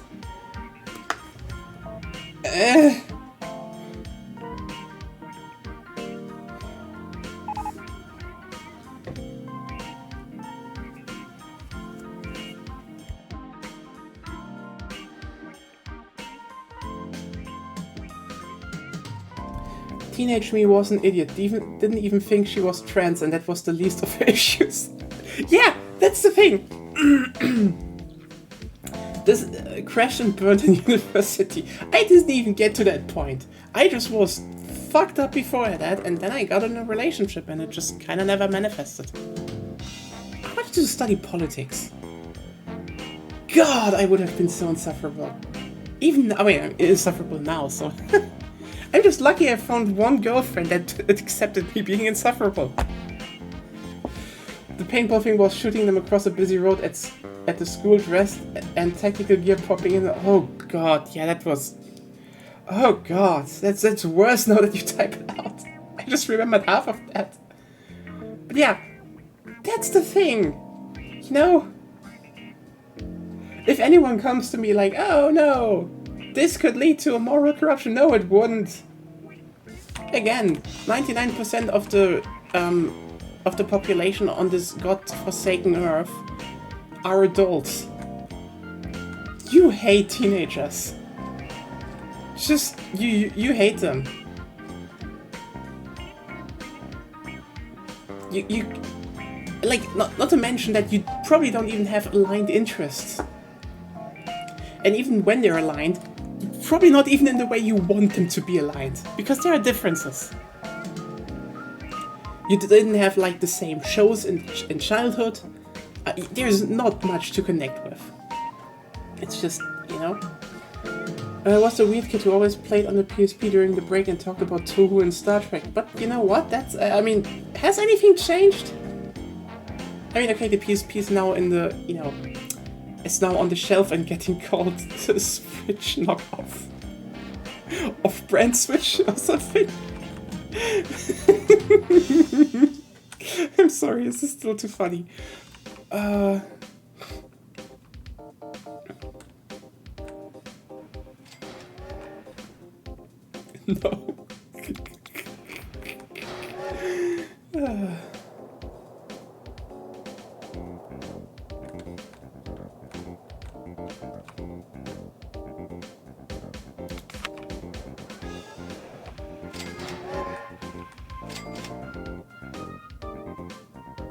No, but with you too, which is nice. Well. But yeah, it's just, yeah, when people come to me about, oh no, moral decay and stuff, it's like, hey, you're talking shitty Christian concepts. Christian concepts have brought in this world nothing but pain and suffering. It's the stupidest thing anyone could subscribe for. Literally, I would not say that. Like, morality is just, it's just not good. Don't do morality, kids. Like, there's so many better ways to treat people.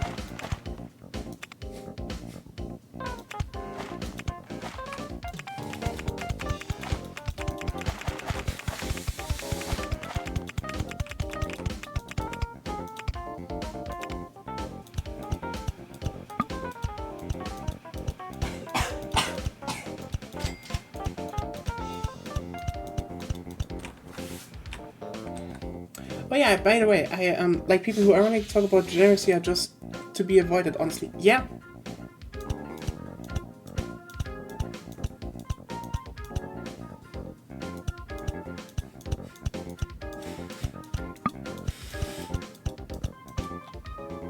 Kakuna, stop dying. Zep said you should stop dying. Entropy is coming. Entropy is coming.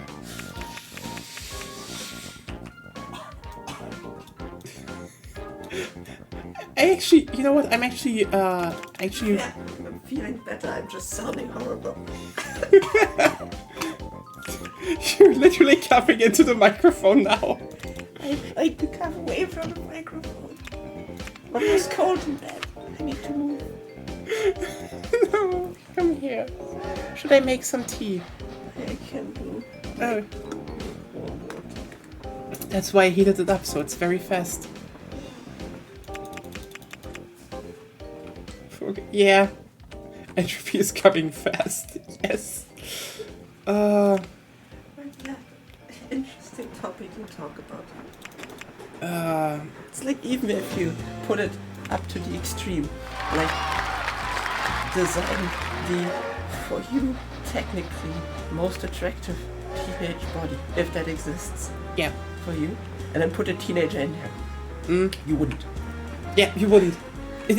That's the thing, and this goes for everything, by the way. Like, here's the thing. The only exception is people that, on over several corners, want to sexually assault someone, and then it's bad no matter who. Yeah.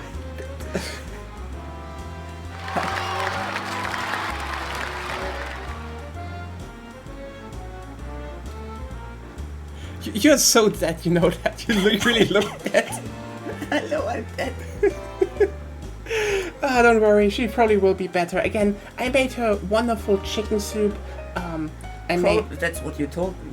Yeah, you didn't taste it, I know, even though you had nasal spray. Yeah. I stocked up on that, I stocked It up was on you. brown soup with many spice parts in it, but I didn't taste them. Some begonia. You know what the funniest part is? She probably made all of this worse. Temperance loss is growing. Show us temperance found losers who's the best. Yes. We're doing that. And one day we will build a nice airport connecting the two. But like, yeah, what probably happened was, I think I was out on Friday the last time. We were out on Thursday? Yeah, I was out on Thursday. I bought shit on Thursday. And then on Sunday, my throat was rapidly just getting worse. Zeb can actually attribute to that because I think we still talked. No, it was on Saturday it got worse. We talked on Saturday and played some Battlefield, but it already got worse there. And on Sunday, it was gone. Like, my throat was swollen, inflamed. I couldn't, this is why I didn't stream. And I used up our supplies of, the pills that you lick on, but inside of your mouth. And that helped. But then on Monday, Agonia was outside. Husten und Achentee. I think not. It's the Achentee.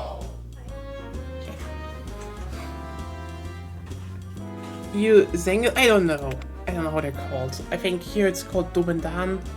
Anyway, the thing is, it helped. So my throat got better, but then on Monday, she went outside, and when she came back, on that evening, my nose started being like, fuck you. And then I had a really bad plugged nose. I was out with a mask. I know, but somehow it was probably your fault still. Because it kind of around that time decayed rapidly. And then my nose was just plugged. Amazing. Just hate it. I don't know, I probably got two things in once. And now you have it. Yeah.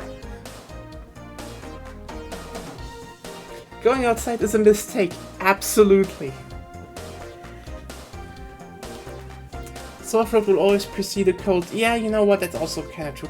It is definitely just a nasty cold, and you know what? I got a sore throat after. Yeah, sure, you're right. You got it afterwards. Yeah. But still, our biggest problem was we were running low on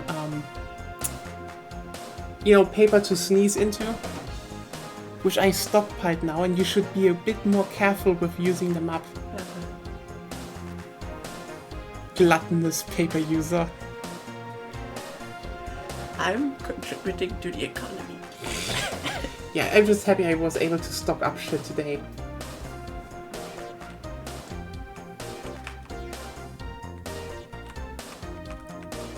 But now we are getting beer and oil to Temperance Lost. Only thing left is getting burgers there. Burgers? Tasty, tasty burgers. And for so many tissues in the past week, yeah. The older you get, the more snot you produce. Yeah, true.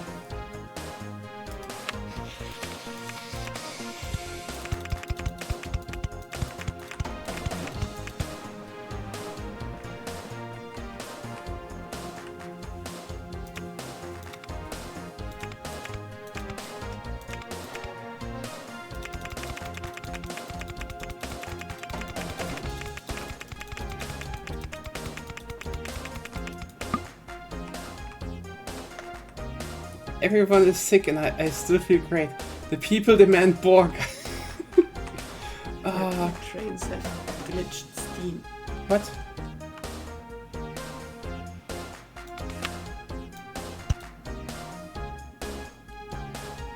Glitch steam? No, your trains have glitched stream. Ah, Steam. Sorry. steam. No, you said stream, so I want to be sick so I can be home. You don't want our sickness, because then you can't really do shit. You know, except if you're Agonia, then you just have pure fucking willpower to do things. yeah, I'm the most productive when I shouldn't be. I know, here. Get some head pads while you're here, at least that feels nice, I guess. Yeah. It's just, I think that's just ADHD because then it's a challenge. Yeah. It's like you're still like, I want to play at least Row once, Ragnarok Online one time per day. And then like, yeah. At least we were able to play it when you're you're not dead yet.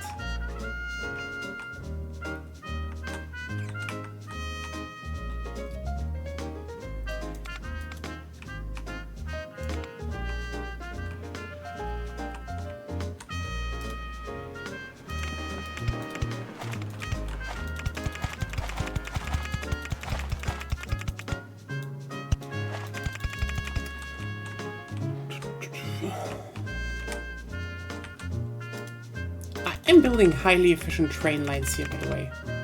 This is just the absolute marvel of engineering. Like the founding fathers intended to. I do it just out of principle.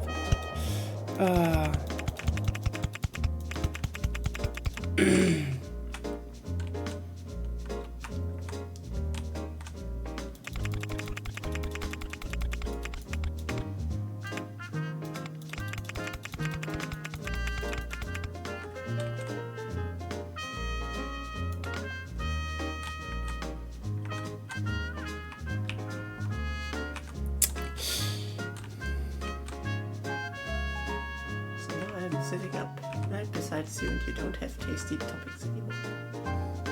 You know, the tasty topics just ran out. That's the problem. Oh. I'm very sorry.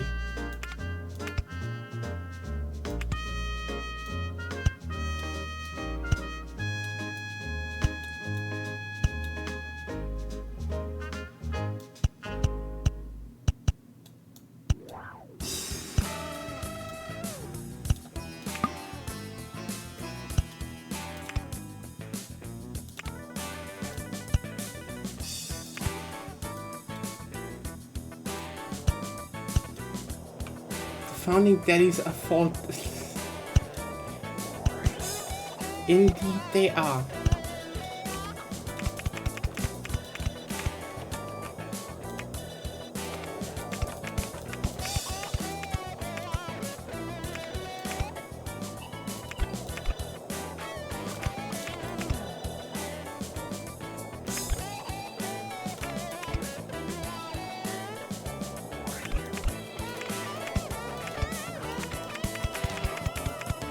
There we go. The burger line has emerged.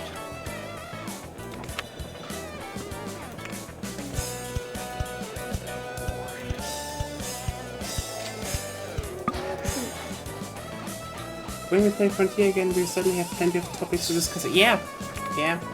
Frontier somehow does that. I played a bit Frontier Oh yeah, I know, you did. before I got to it. Yeah, and now you have even better magnet spikes. Look at this, loading all the tasty burgers. Finally, America is complete. But we really have little to talk about. Yeah, why is there no talk then in the stream here? We need to talk about that. Okay? What? Yeah, why don't we have stupid topics right now? Because most of us stupid comments come from me and Zero King Interactive. That's also true.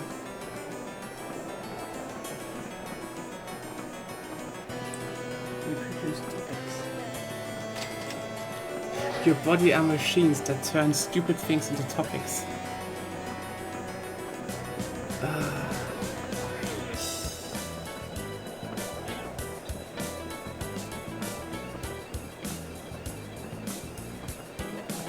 Since it's past midnight over here, it's now we love the King Day in the Dutch lands. Ooh! I heard about that from another Dutch person. I know surprising amount of Dutch people in the recent years. Don't you also get money and there's like yard sales everywhere? I guess a good time to buy cheap games somewhere. Hope you find a creepypasta. Oh god.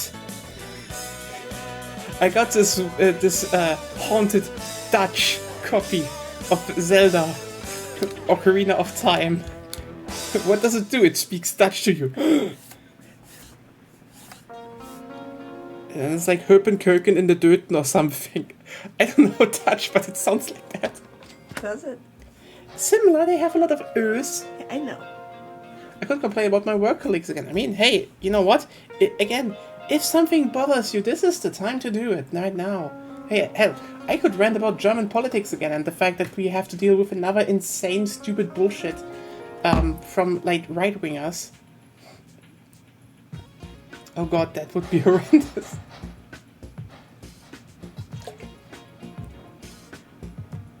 Like, here's the thing, you know what? If you run into a creepypasta thing that's like a haunted object or haunted game, fucking pray that it isn't a language that you understand, okay? Like, you will find sometimes, you know, used Japanese games, for example, on the market because the collector died. Like, what do you do now, okay? You're like, you know what, this is a nice copy of Siren Blood Curse, and like, oh yeah, you want to try, oh no, it's haunted. And you're like, yeah, definitely haunted. So what the fuck am I supposed to do to survive it?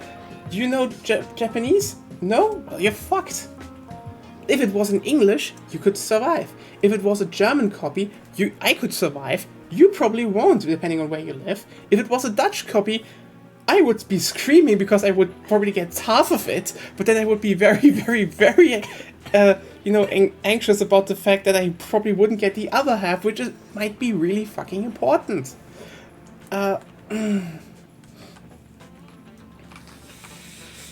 More dead noises. I mean, there's Crude 6 Survival Guide. I bought a cursed Japanese game, but I can't play it because of region lock. If it's a Dutch copy, no one survives. Dutch people just give up, I suppose. I mean, you know what? It probably was also kind of cursed that you got 3 copies of Tokyo Jungle, but I still kind of wanted a copy of Tokyo Jungle, just so you know. As I said, Huh? there's Crude 6 Survival Guide. Oh yeah, right. That was like a German creepypasta, but is the guy still alive? I think he is. Let me look Yeah, up. he made a survival guide. That one was actually kind of funny because it was just like, it was just pointing out how stupid it is, how easy you can avoid shit. That was funny. That was really funny. Yeah. Over here the Fash aren't even officially in power yet, and they're already trying and probably succeeding to reverse the self-ID law reform. So that's fun. Oh god. I mean, hey, here we have the we have right now the fun experience of lefties trying to brand the self-ID law as a reactionary bathroom bill, and it's like, good lord, that's desperate. And with lefties, I mean the one, quote, self-declared left party that has the most gigantic image problem still, and apparently tries to recover it by being insufferable? 5 months ago. Okay, here's the thing. You need to know about a few things about German politics, okay? A lot of our parties are not lined up like they usually are in, you know, internationally. Like, for example, our neoliberals, they are actually socially progressive, and they have been for a long time. Economically, they did a lot of bullshit. And I will definitely say that they have insanely stupid shit there. But if you know, trying to brand them as somehow TERFs in disguise, like, I'm sorry. I will just be like, shut the fuck up. Like, they are so clearly not. They've been there. They've been against every morally motivated law that ever was. Yeah, even if it's unpopular to be. Yeah, they have weird lines. Weird hills to die on, but they have hills to die on in that sense. And like, again, who introduced the most self-ID laws proposals over the last decade? But yeah, not that the left party in Germany currently has an image problem because so just so you know, what happened is they almost lost the last election. And in lost, I mean, they would have been out of the Bundestag. They just barely got in. Barely. And you know why? Because they basically ran the whole thing on... they tried to propose themselves as cis people and civil TERFs actually are any percent challenge possible. Yeah. So the thing is, they basically tried to run on, being progressive. That's good. And yes, before that election, I need to point out, they did vote for, when the self-ID law was proposed multiple times. They didn't hand one in as far as I remember. Those were still the neoliberals and Greens, but they voted unanimously on it, so I guess that's one thing. But again, they also then there's the thing that they just had a lot of, they actually had transphobes in their ranks. And a bunch of them in high positions that were inside of the Bundestag. And they didn't want to get rid of them. Also, they're also kind of racist, reactionary, and just do a lot of the conservative right-wing talking points. So the thing was that, queer people and a lot of lefties, especially in the younger generation, were like, hey, you can pose, socially progressive as much as you want. If you don't get rid of, the literal fucking right-wingers in your ranks, we're not voting for you. That was told to them. And they didn't clean up because they're like, nah, we do need them and such and such. Okay, so basically what happened was exactly what everyone told them what happened. They didn't get votes.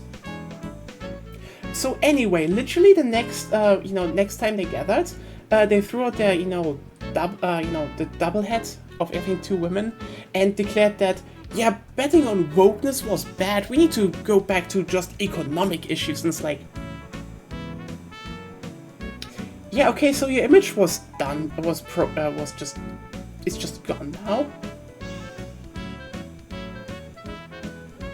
And again, a lot of them now try, especially with an, international audience, because here's the thing. If shit deteriorates in the US and UK as it does now, you will see a bunch of queer people, fleeing overseas. And from what I gathered, for a bunch of people, Germany is one of the potential, points to go because we have good healthcare, we have pretty good, actually very good trans healthcare here. Could be better, but still. Could be better, but still, it's better than in most countries. Yeah. Shit gets paid for. Actually, it's covered by insurance, so that's good for a lot of low-income people.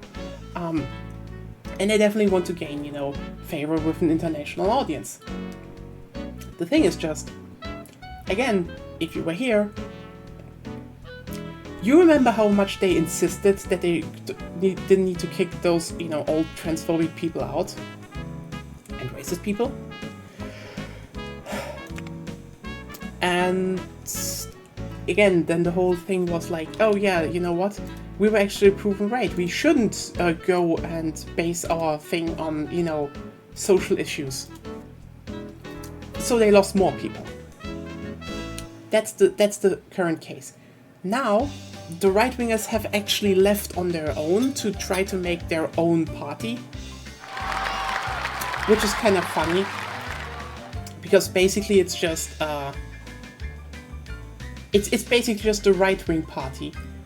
It's just the AfD with, I guess, economically better proposals, and they're not even that good. So that happened.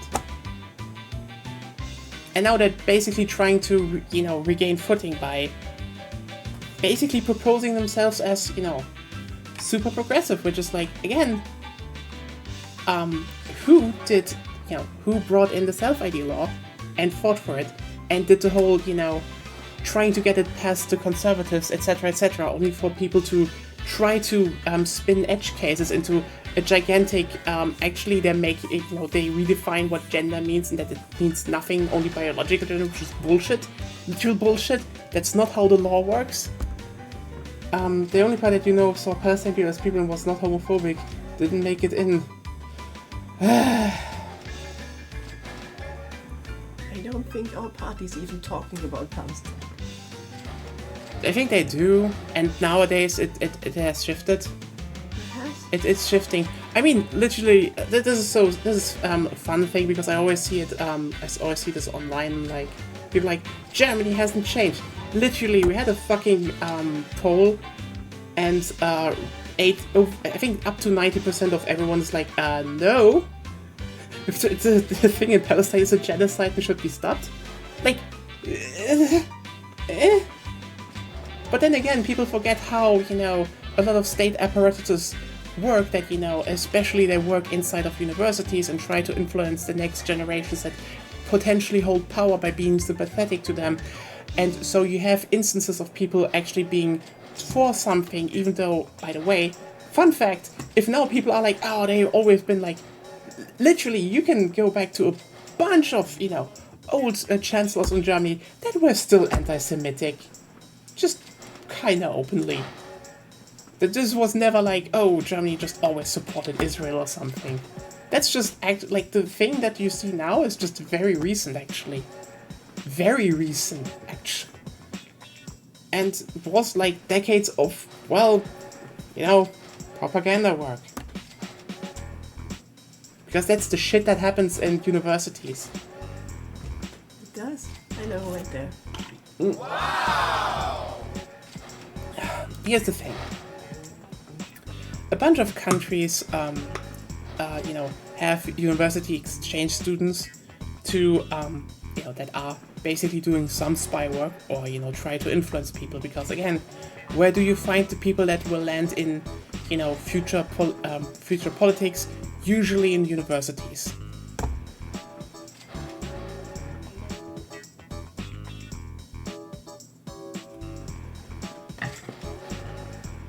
Not always, but it's a thing. Also, by the way, a thing that the left currently tries to paint over by trying, going after the neoliberals. The party, right? The party, the Die Linke tries to paint over is the fact that even though the right wingers have left, a lot of people who really like Russia are still in there, and do they not want you to think about that too hard? Just saying. It's just, I think they still blame NATO for Ukraine. A lot of them. So it's funny, like the left is tearing itself apart, and the right-wing National Party is spying for every country. Oh yeah, like the left one are just desperate. Like the Linke is just desperate. And meanwhile, the AfD tries to detract from the fact that, whoops, we're a party full of spies apparently. So like shit that happened, and I kid you not. So one party member of the right wing, as the AfD, was caught getting money from Russia. And then, they also it also blew that a bunch of them get money from Russia. And you know what? You know what the funniest part about it is? Guess what? He didn't even, it wasn't even like discreet. He got it in fucking cash. And then complained about the fact that the notes they used were like the wrong ones. We wanted different ones. It's just like yeah, not that. It's just wow. Just We want that guy for the yeah. The main guy they want to send into the to the EU Parliament. So also got money from Russia. And literally a Chinese spy worked in his office.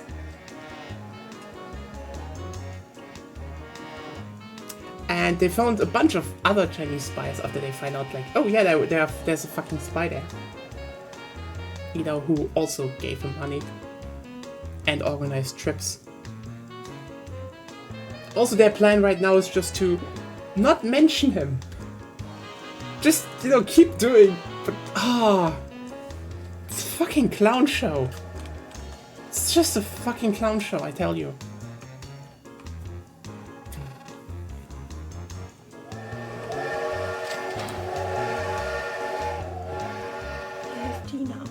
What? Congrats! Also, by the way, I think I wrote it on the Discord already because I think Zed brought it up, but like, if you're reading like today or in the future about something a commission lied about, the nuclear exit in Germany, that is literally bullshit from the right-wingers. I mean, literally from a right-wing magazine, peddling nothing. Literally fucking nothing. What are they claiming again?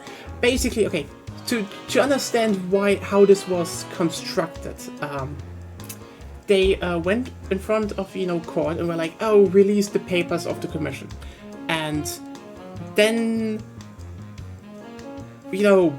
people, other people looked through them as well, and because there were claims like, oh, this wasn't mentioned, and it turned out.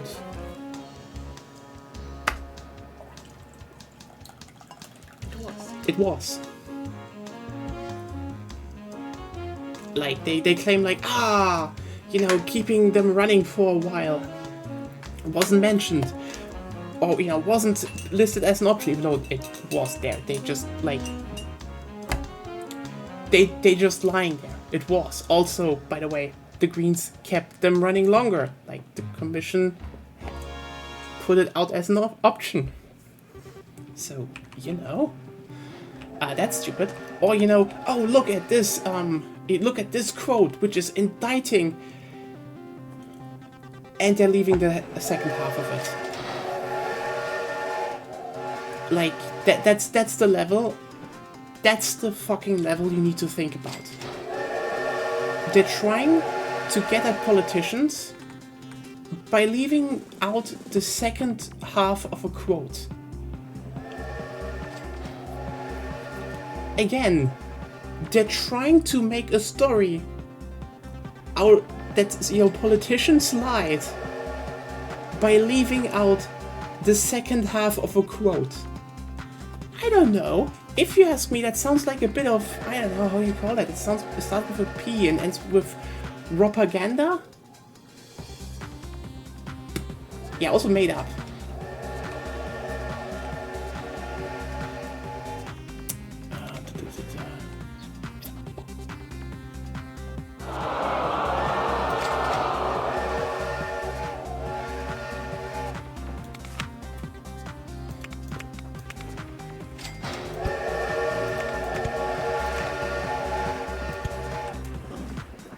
But yeah,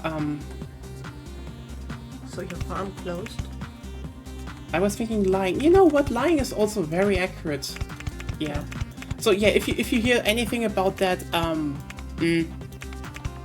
they currently, I think currently some people try to push it, in the, more in the public media sphere, an international one, because I'm still wondering, like, besides monetary interests, why would you peddle that?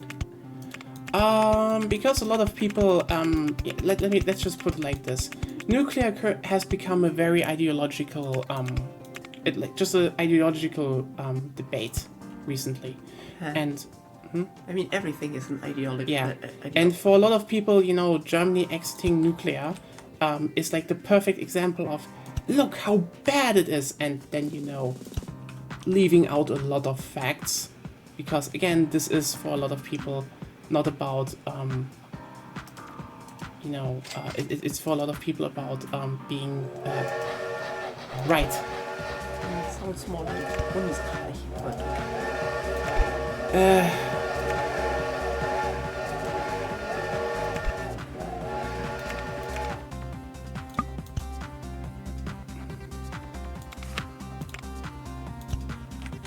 But yeah, that is just a part. Yeah, if you hear anything about that, again, right-wing magazine literally made up shit, because this isn't about, again, this isn't about the whole being right. It's about trying to paint the current government as somehow lying and evil. You could peddle it to help the legitimist party in power, especially with the energy issues that Germany has faced recent years. Actually, that's a funny thing. We don't. Most of them are made up. Like, seriously, they're made up. I think we have slightly higher energy prices right now. Yeah, but that's the okay, you know what? That's about it. That's the thing. That's not even that causally connected. Here's the thing. Basically, the whole issue started with, you know, well, the whole thing started basically back when, you know, Russia was like, oh, hey, we're going to invade Ukraine. And I'd say rightfully, they wanted to cut off from Russian gas. So, they did. Because, you know, not really wanting to you know, again, if you're a nation, like, and that's the thing, by the way. As much as Olaf Scholz does stupid things like blocking the Taurus missiles, we should just send them to Ukraine. Fucking hell. Because a lot of them are stupid and cowards. The thing is, this is just a political. This was just a political thing, okay? The conservatives, and especially the conservatives of the last 16 years, made us really fucking dependent on Russian gas, on a lot of parts. The thing is, now Russia made a war, and probably expected that, you know, oh, since a lot of countries in, you know, Western Europe, like Germany, who could supply Ukraine with weapons, we can just withhold crucial stuff from them. But we didn't, and the Greens like literally acted and like we never had energy problems. We're actually building renewables at a massive rate, unseen since the last Greens. Oh god damn! Oh my! Just why did that stop? Oh yeah, right. The conservatives for 16 years. That's the thing. If anyone wants to pin shit on the Greens or stuff, the only thing you can pin on them really is that they were shitty Israel supporters now. The other stuff, no, that was the conservatives for the last 16 years. And also, again, if we want to supply Ukraine with ammunitions and shit and tanks, maybe we should not be dependent on Russia. But also, here's the thing, because again, this is about the whole ideological battleground stuff where a lot of stuff is left out.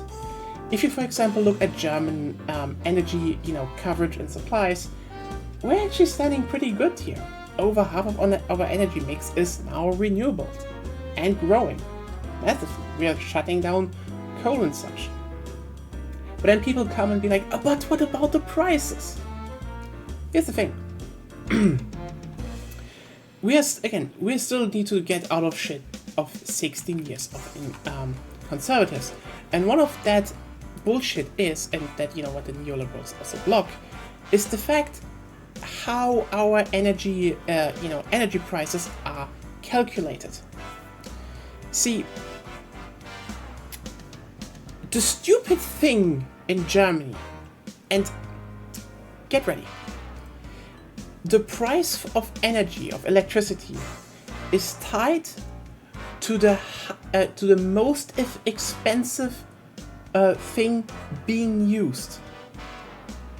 Not the most used, the most expensive thing used. And that is gas. But gas is, I think, at best 10%. So if you're now sitting here being like, wait a fucking second, that means no matter what we would build, even if it snapped over time, like overnight, like yeah, if I would could snap with my finger, and let's say 80% is renewables, or hey, we could even say with nuclear, 80% is now nuclear. That would be cheaper, right? But who cares? The rest, 10% is still made with gas, so the price will be made of that. Will be based on that, even if it's the least used. And if you're now thinking, wait a second, that sounds like a grift for companies to just make massive amounts of money by having massive, gigantic amounts of cheap, renewable energies around that produce for, basically nothing, literally nearly nothing. But they have like one gas power plant, and that just dictates the price. Yeah, that's how it works. This is why, price comparisons of energy between Germany and France are stupid. Because France heavily regulates their electricity prices to be low. Like you should do. Like you should do, by the way. I think it's generally better. While Germany ties it to the most expensive ones in production.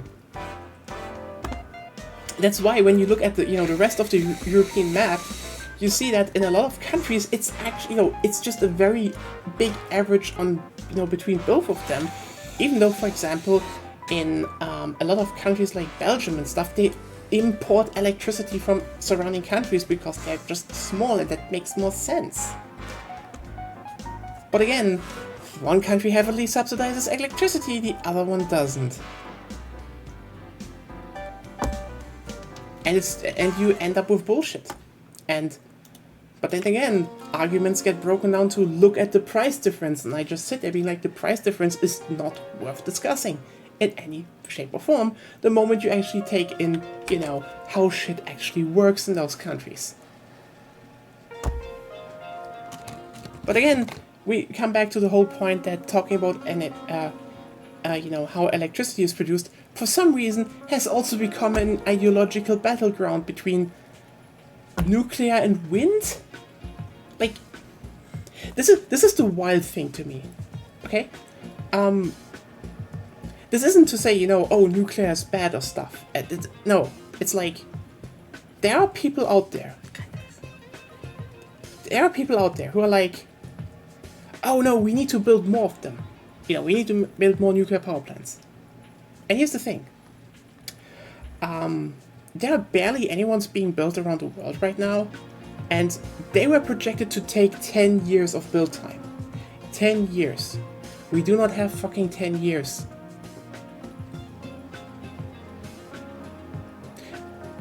Also projected build time, they're still being built. I think the one in Finland was actually finished.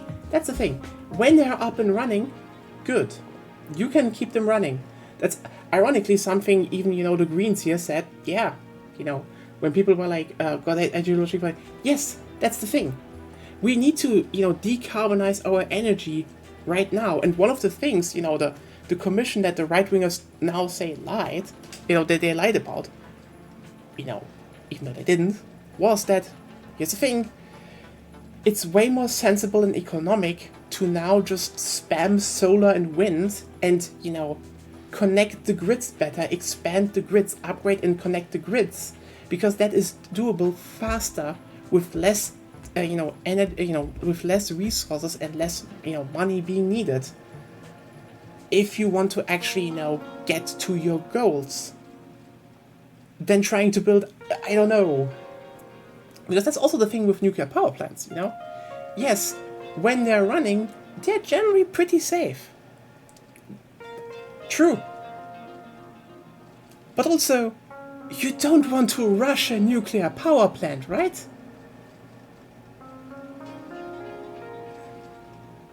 Because energy, so I guess time we cease being carbon-based life forms. You know what? That's true. But that's the thing. that's the stupid part. And then we hear people, we need to build more of those instead of what? Instead of what? No one is arguing to bring back coal. Like, okay, sorry.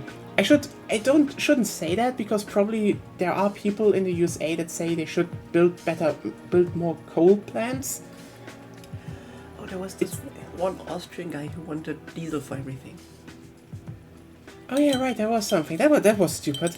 But like, instead of what? Again, it is just stupid ideological things, because it's like, yes, when they're running, we shouldn't shut them down, and yes, no one fucking disagrees with the fact, even the Greens don't disagree with the fact that we should have shut off the coal plants first. Fun fact. So there was a plan to, get to renewable energies back when the Greens were in power the last time. That's over a decade ago, but nearly 2 decades ago. Should rush nuclear power plants and also rush implementation of a new safety system. This can only go well. It's not like, it's not like the current plans are being held back in, this is the new great safe design from France that even France can't finish, because guess what? They, I think just 2 years ago, found a critical design flaw. This is why they take long. It's also, where do you get your fuel from? It's not like there is a lobby that, wants to... you have to get uranium from somewhere. And the somewhere right now is Russia. Or if in the case of France, where they're like, oh yeah, we didn't get it from Russia. And they're like, where did you get it from? We just got it cheap from our ex-colonies that we still exploit. Oh, you mean the ex-colonies that now rebelled and threw you out because they really don't want to be exploited anymore? Which probably will increase the prices for uranium? To be fair, I don't get that much from them. But they still get some. We can get it from Burkina Faso. Oh, yeah.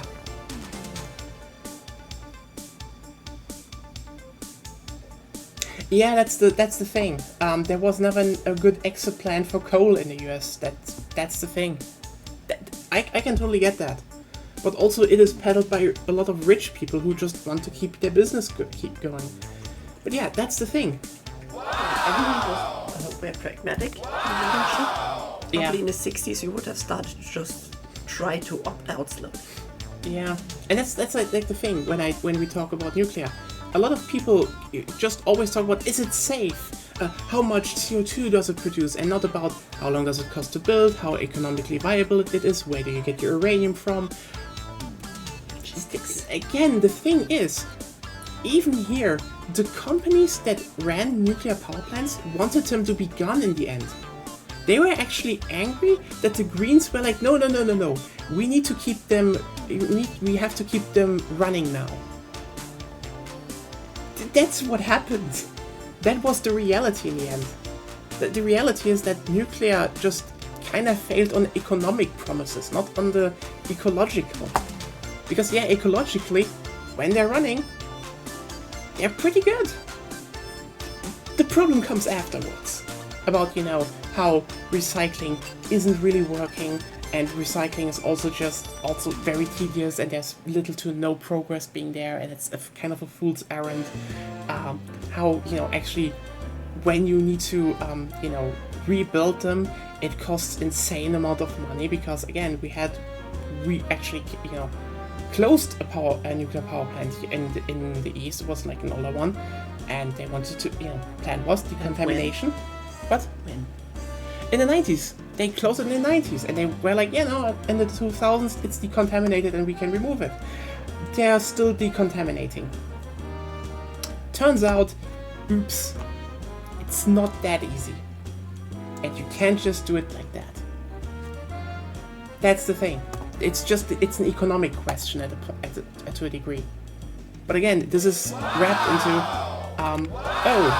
is it ideologically smart to do? And it's like, that's not the point.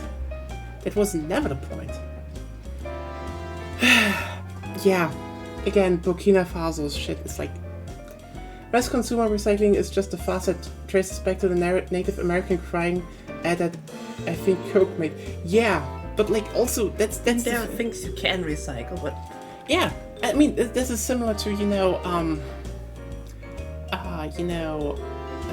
when people are like, oh, we don't actually need to store, the nuclear waste. We can just, keep it up here. And in, generations, they might be fuel for something. I mean, honestly, nuclear power plants could be actually, reactors could be a great way to get rid of old nukes. No, seriously, they could be. Like, what do you do with old nukes when you decommission them? You still have material that has energy. That could be used. That would be actually sensible to do. But also, yeah, if someone is like, oh, you can just recycle nuclear waste. Yes, you can. And it's a long and tedious progress, and you just barely get plutonium out of it. And the one, place where they are recycling things is already over capacity. You could try thorium, but, That's also, not that efficient. Wow! But then it gets into, do we want to save the planet? Yes. But that's not the question here, right? It's not.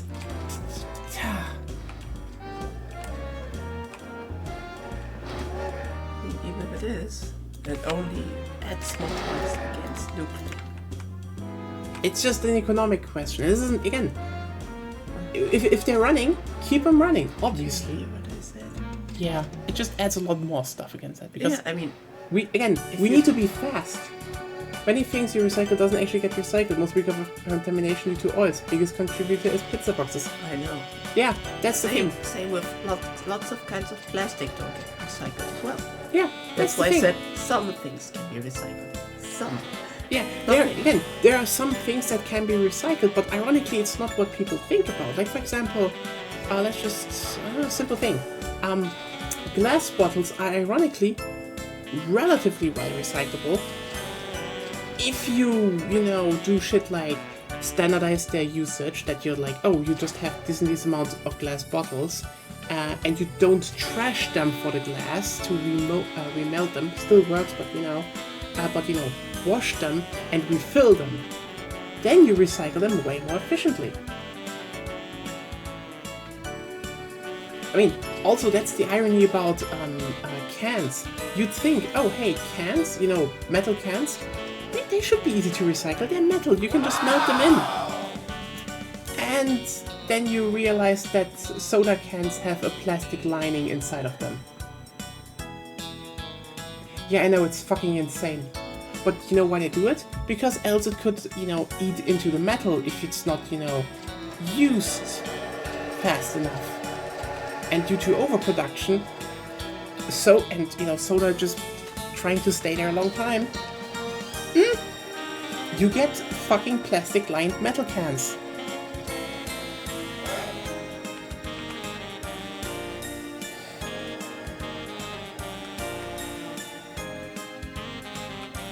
We're talking about a lot of shit again.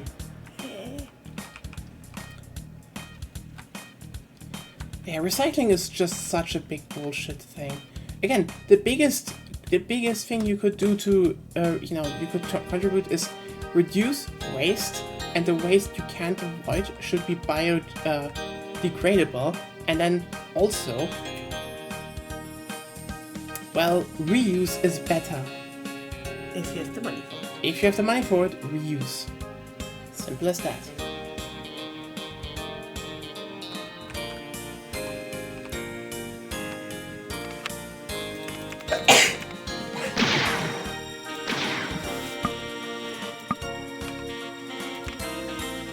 Just some happy applause.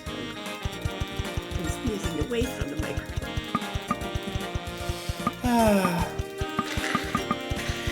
So yeah, anything happening in the Dutch lands?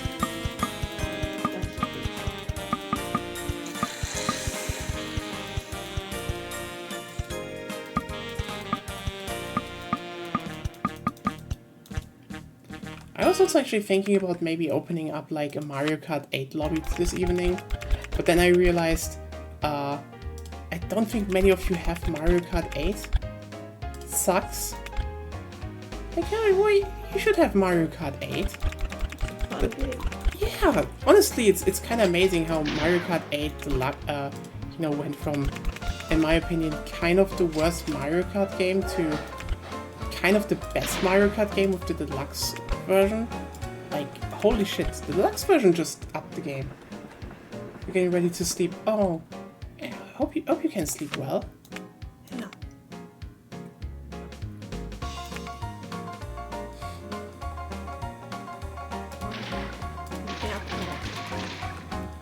Yeah, I want to keep this one flattened.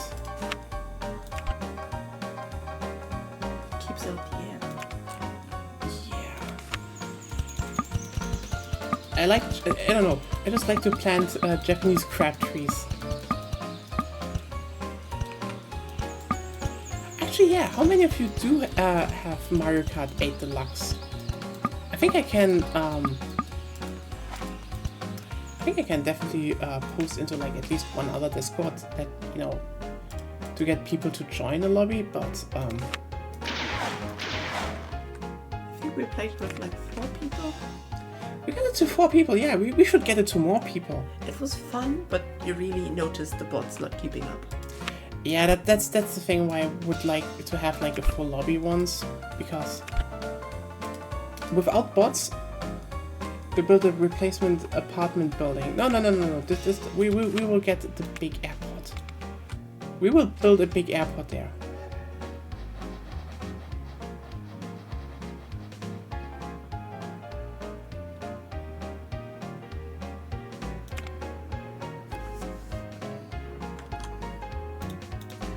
Just no.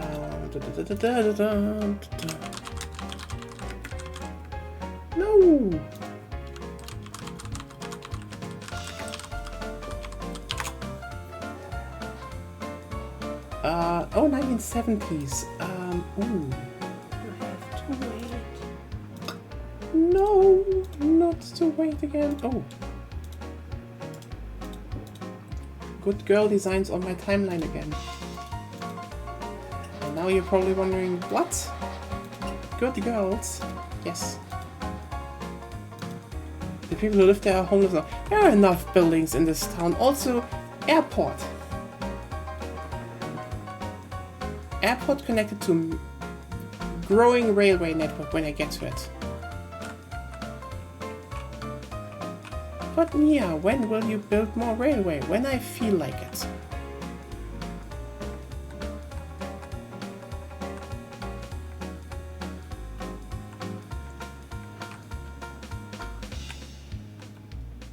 Bright Hope City is like such a name. I mean, who would name their city Dark Hope City? You know, it would be at least a choice. That's true. So I think it would have led to a lot of burning at the stake.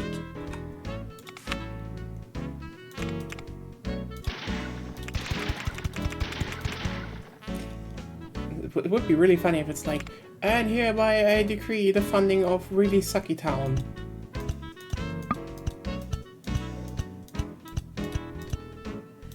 I mean, did people live in these buildings is the question. That's true. Maybe they're just there for, real estate. There are Airbnbs. Oh yeah, we flattened the Airbnbs. Don't worry, we just flattened the Airbnbs.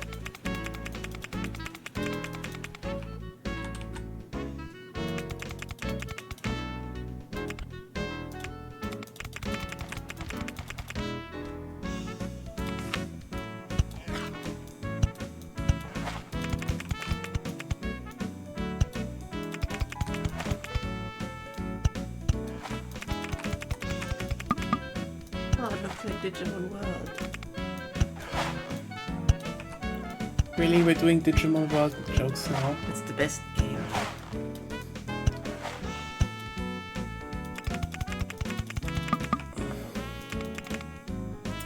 Okay, so I feel like there are gonna be a bunch of people defending a lot of other games to be better than Digimon World. Yeah, but they're wrong.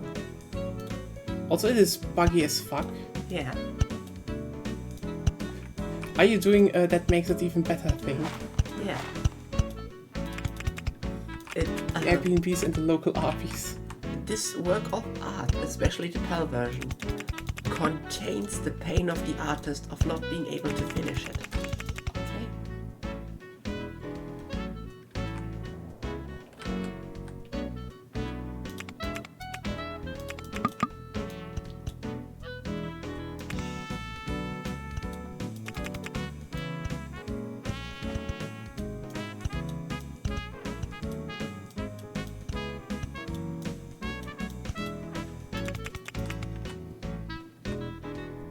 I mean, if you let them poop everywhere, they turn into poop, yes. That's the condition to get that one.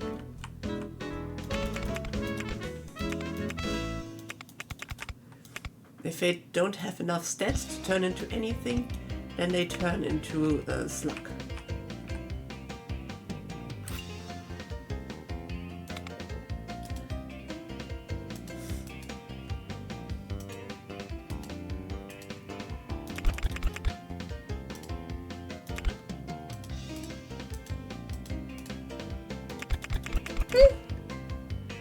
Why did you do that? You didn't react to anything anymore. Yeah, because I was building. Don't startle me like that. I don't think it's a matter of being good at games. It's a matter of reading one thing that Digimon says about how evolutions work, and then extrapolating from there through experimentation.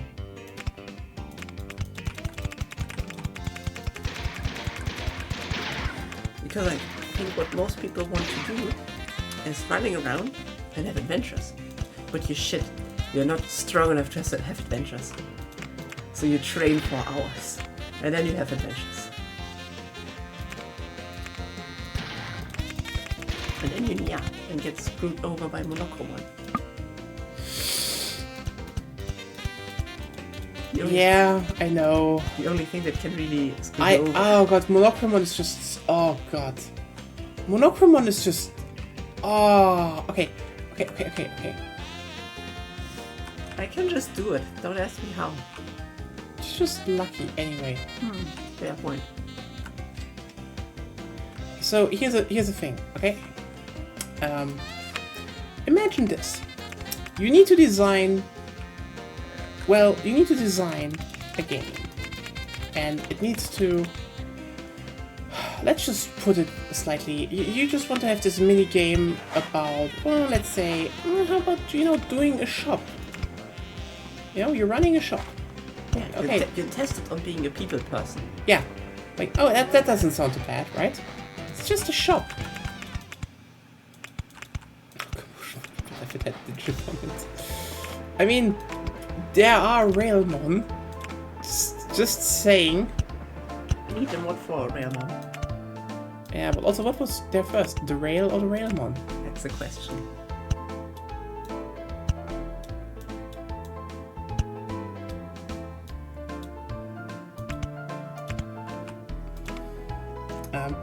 Should try playing the game again sometime. Finally get some use of my Chinese emulation methods. Yeah.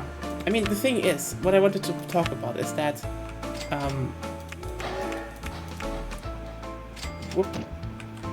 is the fact that, see, there's this shop minigame. Again, as Agonia said, trying to, be like, oh, can you be a people person? Can you discern shit? The problem here is, what happens during that minigame? So, that they're coming Digimon into the Yeah, okay, room. Digimon come into the room. And they either have they have 5 stages. They have neutral, and 2 negative ones and 2 positive ones. How ecstatic they are. Yeah. And you can basically tell them, oh, I sell it for a higher price. Well, you not tell them, but that's your decision. And you can even raise it one higher if you want to. Yeah. So basically it's about, do you sell stuff at a low price or at a high price? I think you don't need to, and you also have to avoid people being too angry too many times. Well, that's the appearances. Yeah. That's how it should work. New choo-choo. Wait, there was a new choo-choo? But yeah, that's the appearance. The thing is, and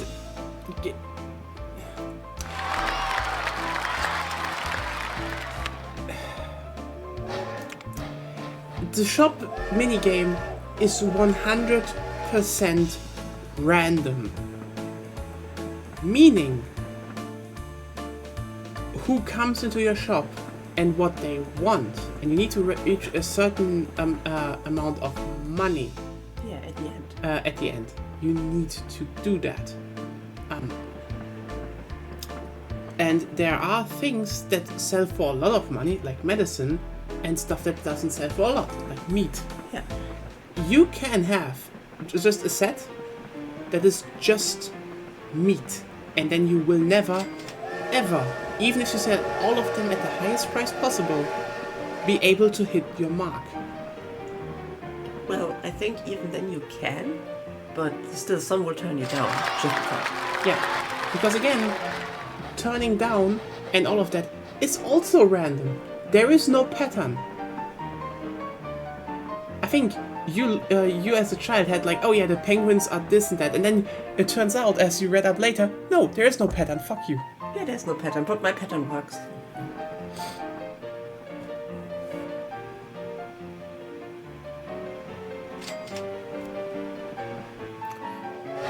It's, yeah, Zero Game, you don't get it. This isn't about, this isn't about being resourceful. This is about bragging how much better Switch games run emulated on a Steam Deck. Like, yeah, you don't need to have a Switch. No one needs to have a Switch. The Switch games just all run on a Steam Deck. That's how it works. At least they run better,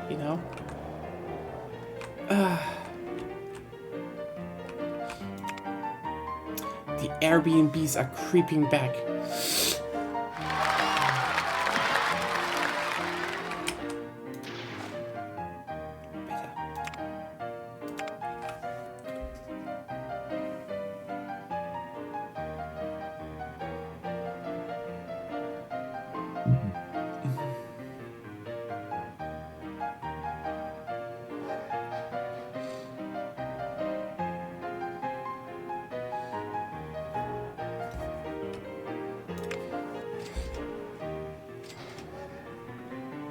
But yeah.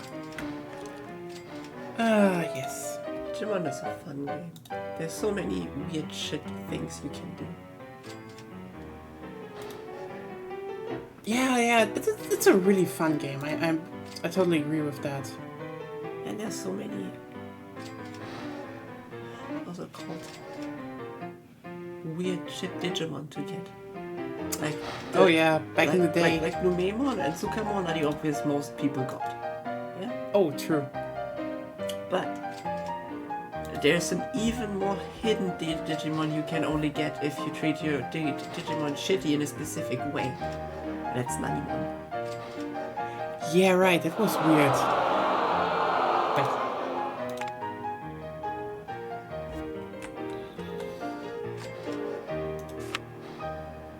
okay, not my fault.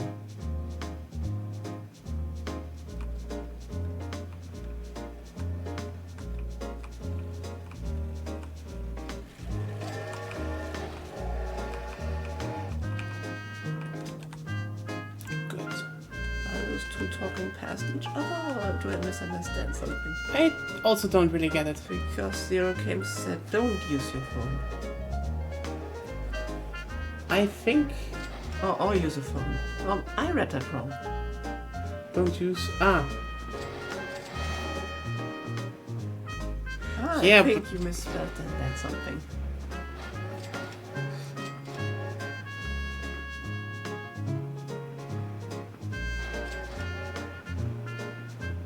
For efficiency and originality, old consoles are better, of course. True. Well, that's not really the point, I think. That is definitely not the point.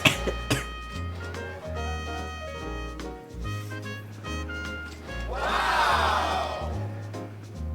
Wow! Wow! Well, you need a custom phone like Zoe. Oh, no. Oh god, no. no. You don't need to talk about it. It just... Why did you bring it up then? I'm ill. And you had to talk about the obvious trans game.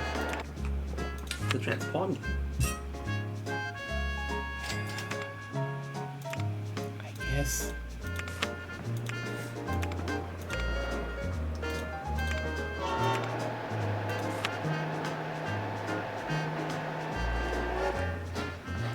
Wow, what? Wow, yeah. Now's the question. What was reacted to? No, it was because in game there was, new things unlocked and I said, wow. Wow. You're too ill, don't do that, don't do that. Here, get head pads. My tongue is still burned. It's not really burned. Okay, it's chemically attacked. The age of choo-choo has ended, now we must win. But I built choo-choo as promised. Sorry, but diesel is just more efficient, and it also burns oil, which is American. Yeah. And I think I can update some. I did say something important, I just forgot. You forgot? Yeah, I forgot. I forgot that now it goes inside of me. Yes, my tongue is chemically attacked. It's recovering from chemical attacks. Yeah, chemically attacked by a garlic. Yes. But it helped. Yeah, but I think it was a stupid idea to eat that much at the same time. You wanted that.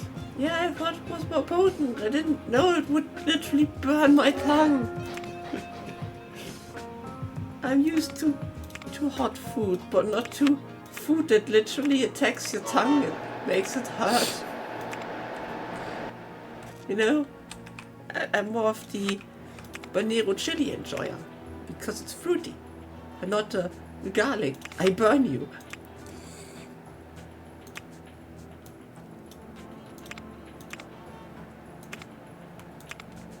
I guess. I mean, I did, but did I say something wrong? What? No! I'm not sure.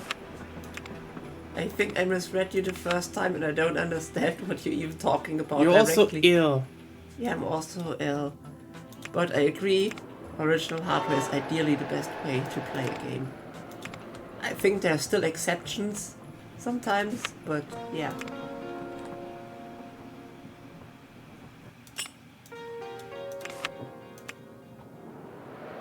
Oh, I like my PAL conversions.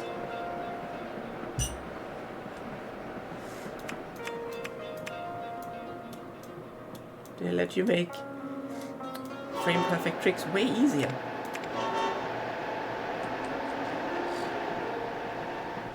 I don't know, they work. It definitely depends. Like, the thing is, here's the thing. It really is a case by case basis. Like, for example, if you fire Mario 64 in slow motion is peak. Yeah, this is just one of the one of the obvious ones where they just were like, yeah, let's just make it 50 frames per second, which doesn't make sense because again the game was designed around 60 frames per second. True. They just scaled that down, and that's just that's like we played Majora's Mask on the N64 here because we have one, and no. It's honestly good. It's funny, but yeah, you also just be like, yeah, this was not intended like that. Yeah. But it was intended for Europe. And also, ironically, you could back in the day still have 60 FPS PAL versions, because it just depended on the dev if you hardcode this shit into your game. Anyway. But then you have other stuff, like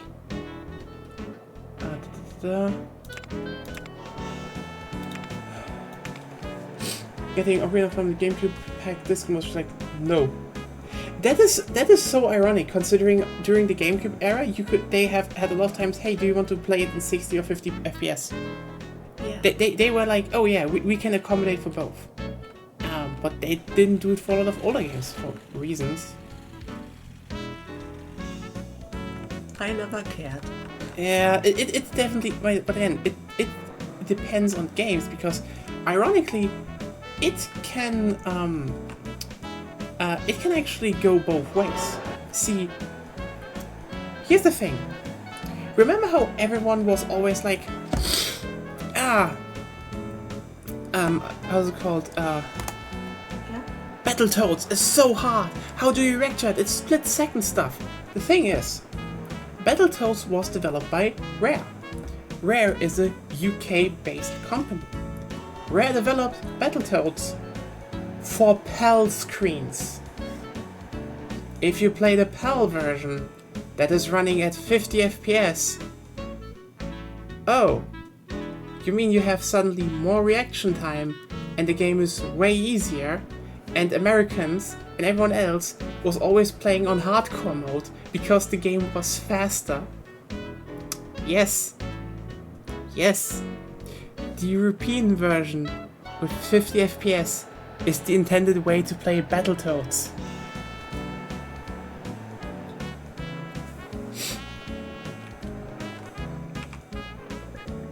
The S and 3 are the consoles where they just really don't work away from original hardware. The PS2 as well. PS2 and PS3, oh no.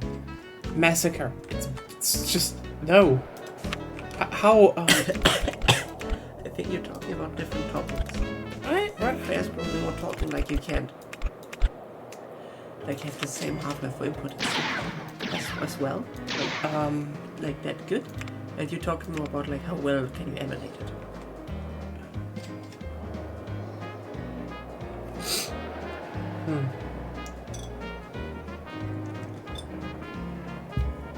This is how I mean. It depends, I'd say. I played DS games on my 3DS XL. It's fine. But yeah, they were definitely designed for smaller screen sizes, so, you know, pixels are supposed to work differently there. Don't die on me now. I never got into the DS era. I Yeah. stopped with handhelds with the SP. You missed out on a few things. That's what you say, but I never found the game I wanted to play there. I mean, it kind of has one of the most interesting versions of Super Mario 64, but yeah. You mean it has Super Mario Sunshine? Actually, 64, just 64 DS with more playable characters and areas and such. I'm more for Sunshine. Sunshine is more fun. It's also more terrible, but still. Also, it had one of the best Mario Kart games in the series. You know, I don't dislike it, but I really, yeah, it's a weird thing. It still works fine, I but really yeah. didn't like the attempt at 3D. You mean in the 3DS version? It's better than N64. I don't care about the N64. I saw commercials when it came out and I deemed it too ugly to play. Honestly, the S1 looks fine in terms of 3D. Really, it looks fine. We talked about the N64. Oh yeah, no, I mean the 3DS version, the DS version looks pretty I well. didn't like it either. That's why I stopped playing Pokemon when the 3rd gen came out, because I didn't like where it was going back then. You mean the sprite quality? It kinda weird was that too you- much animated and stuff for me back then. It's kind of weird that you had a problem with that. Yeah, I was a very It's very weird child. I was like, go back to monochrome sprites. I mean, you also probably have some form of autism, so I guess that's a factor there. I guess. But yeah, I guess because I got back into Pokemon with Sun and Moon, which everybody Yeah. hated. But for me it was, I don't know why people hate it. It was very popular. I don't know exactly why, I can get into that later. But I was like, oh, it's like the 1st gen again. You just go into an adventure with no world-ending shit. I like that. I cannot say that. I didn't like it either. Huh. I mean, there's just something about certain, you know, The only thing I noticed is that the pro scene didn't like it. Because I mean, obviously it had. you needed to play it 2 times because Ultra Sun and Ultra Moon. Yeah, then they added the strongest Pokemon in the whole fucking game. Yet then they noticed that Incineroar was a thing. It's like, Incineroar, not really a problem. Then like, here's a buff to Incineroar. Oops. The kitty is now dominating the meta. With third gen being my favorite. I think that's the thing, Zep. I told her a lot of stuff about third gen, and she actually agrees on that. Third gen has a lot of stuff. I never said the game is bad. I said I didn't like the art style back then and how it was done specifically. That's actually that's actually always something where where we need to probably be. My favorite remains second gen. Second gen is good. Honestly, it's good. Yeah. I think I can find upsides for nearly every generation, if I'm honest.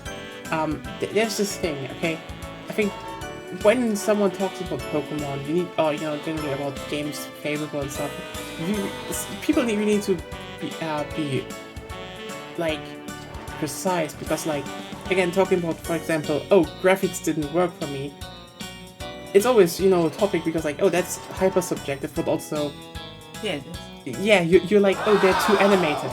That is so weird to have a problem with. Yeah, I had a weird problem with the specific state of 3D technology back then. Okay, you know what? Yeah, being all environmentalism was cool. Also, here's the thing, Zep, okay? Magma and Aqua are great. They have drip.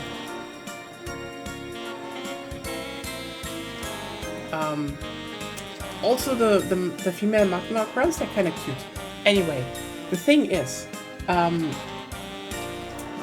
so I have one insanely specific issue with Sapphire and Ruby and Emerald specifically. Okay, as much as I can praise the diversity of Pokemon designs, the diversity of the world, the side stuff you can find, etc., etc. That there it peaks. There it is. I think still the best generation. The thing is, the one thing why I dislike these games over Fire Red and Leaf Green, you can't stand in the center of the Pokeball in the Pokemon Center. I'm sorry, but the fuck? I always save standing in the center of the Pokeball on the floor of the Pokemon Center. I can do it in Fire Red and Leaf Green, I can do it in literally every other generation, except Emerald, Ruby, and Sapphire, where I am always off center. Game Freak, what have you done? Literally unplayable.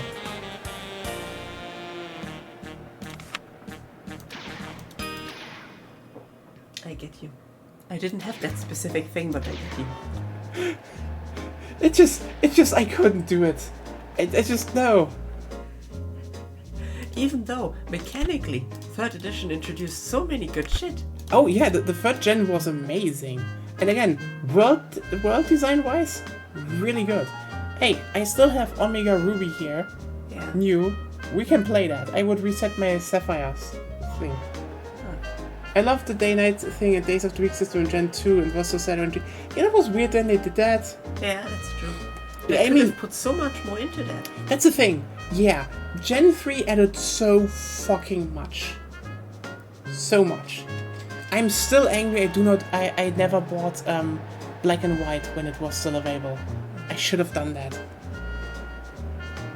Dive was so good, honestly. Now they have no reason to not bring it back since the HMs are gone. Finally. Yeah, and they don't. Why? Just fuck you, I guess.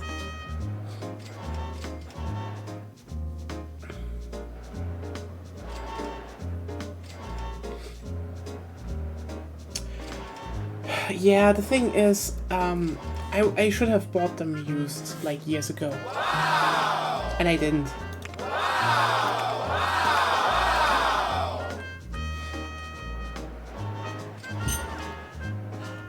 Mechanically, the series have got. Yeah, mechanically they really got far. It's just the biggest problem they have now is that their releases are on such a tight schedule. Like that's the big problem. Okay. If anyone wonders, like, oh, why did they get so bad? The problem isn't, it's just literally, they have a set release window for editions, okay? And the problem is, Pokemon nowadays is like a multimedia empire, with card games and anime and all of that, being planned around being released at set times, but then they still they still drag the problem with them that they have to release a game during that time, and game development has become just simply too big and too costly and too long. And they don't want to push that back. I mean, luckily it's a kids game, so you can do that then. Yeah, that's You true. will waste a lot of time, but still. Swampert. You know what? I like the German names of those more. Morabel ist toll.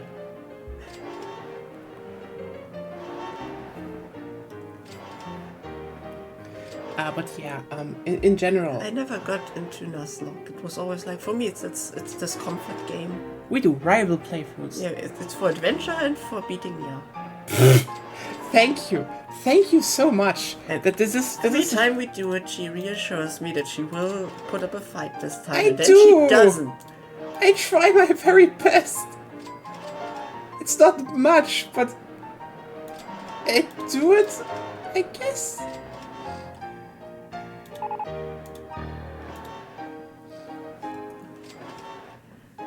I mean, we had a second Sun and Moon playthrough going, and I think you haven't won once. I tried my best. But also like, You were like, oh, Slowpoke, that's easy. I was like, nope, Slowpoke. who would have thought that Slowpoke is such a competitive wall? People who read stats. Oh.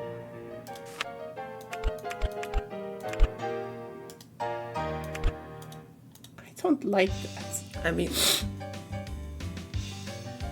to be fair, just Pokemon cycling isn't really hard.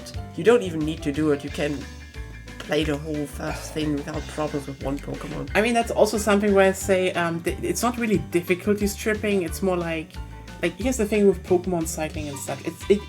That's the irony. They just made games tedious, and if you forget, yeah. Honestly, the irony is that a lot of modern fights, a lot of teams are actually way better than they were in older generations. Technically Again, even harder. yeah, a lot of them are harder. Like, here's the thing. If you, for example, play Sun and Moon for the first time, base or ultra, the water arena, you will run into a fucking wall there. Yeah. Yeah, I mean, then again, the first generation was also just easy. I played through the first generation learning to read. Same. It's just... yeah, that's the thing. The irony about, the irony is that, taking out HMs, led to, the fact that you now could build way more diverse teams. You could literally build competitive teams, and, not that 3 slots were, literally made unusable by HM slaves. However, now we come to the, problem that, AI isn't good. the AI isn't good, and they still have to accommodate for that.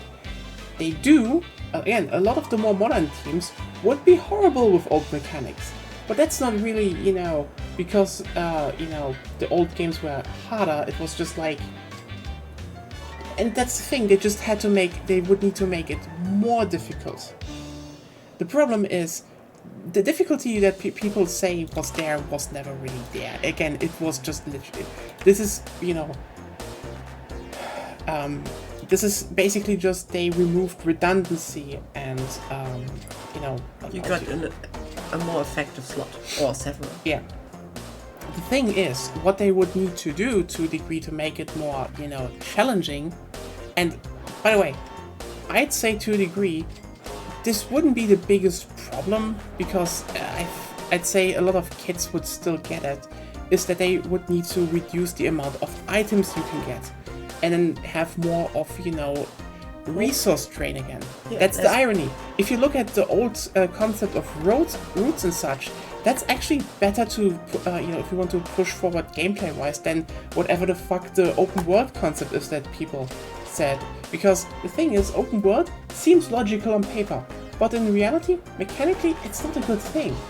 The thing is, if they went more like you have routes, and then they, for example, made the routes longer again, and more diverse to explore, like for example they did in the 3rd gen. But Claire, when you've got a point, you can, 1st gen, just pick Squirtle.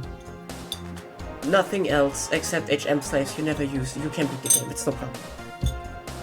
Yeah. It was never hard. It was never hard. But that's the thing.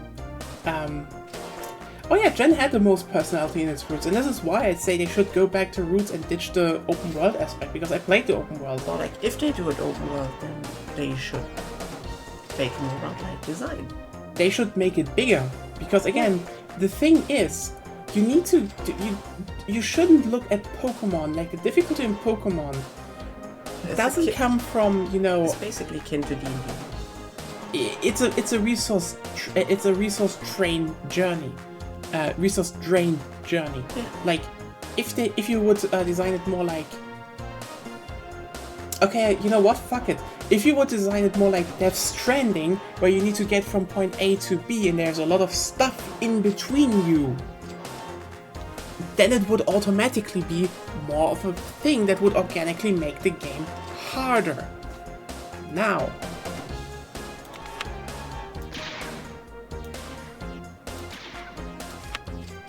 the problem is, as you can probably infer what I say, is that, well, the Pokemon games are ironically afterthoughts now. If you look, for example, at for example, at Scarlet and Violet, there is a lot of love in there, and I think they shouldn't, just boost up their team to Call of Duty levels, because even though they could, it would definitely lose a lot of the flair and characters that still make these games memorable. Or, designs interesting and such. Camp and change assets. Anyway, yeah, that's the thing. The problem they have is that the design team of Pokemon is really good at making Pokemons, really good at writing characters, designing characters, all the memorable shit that you will, keep reminding yourself on. And even the first games had the problem that the routes weren't big enough. You didn't have a problem with it. Yeah, you need longer routes, more diverse, longer routes. 3 was on the way to that. Even things where you maybe can't go back until later. Mm-hmm.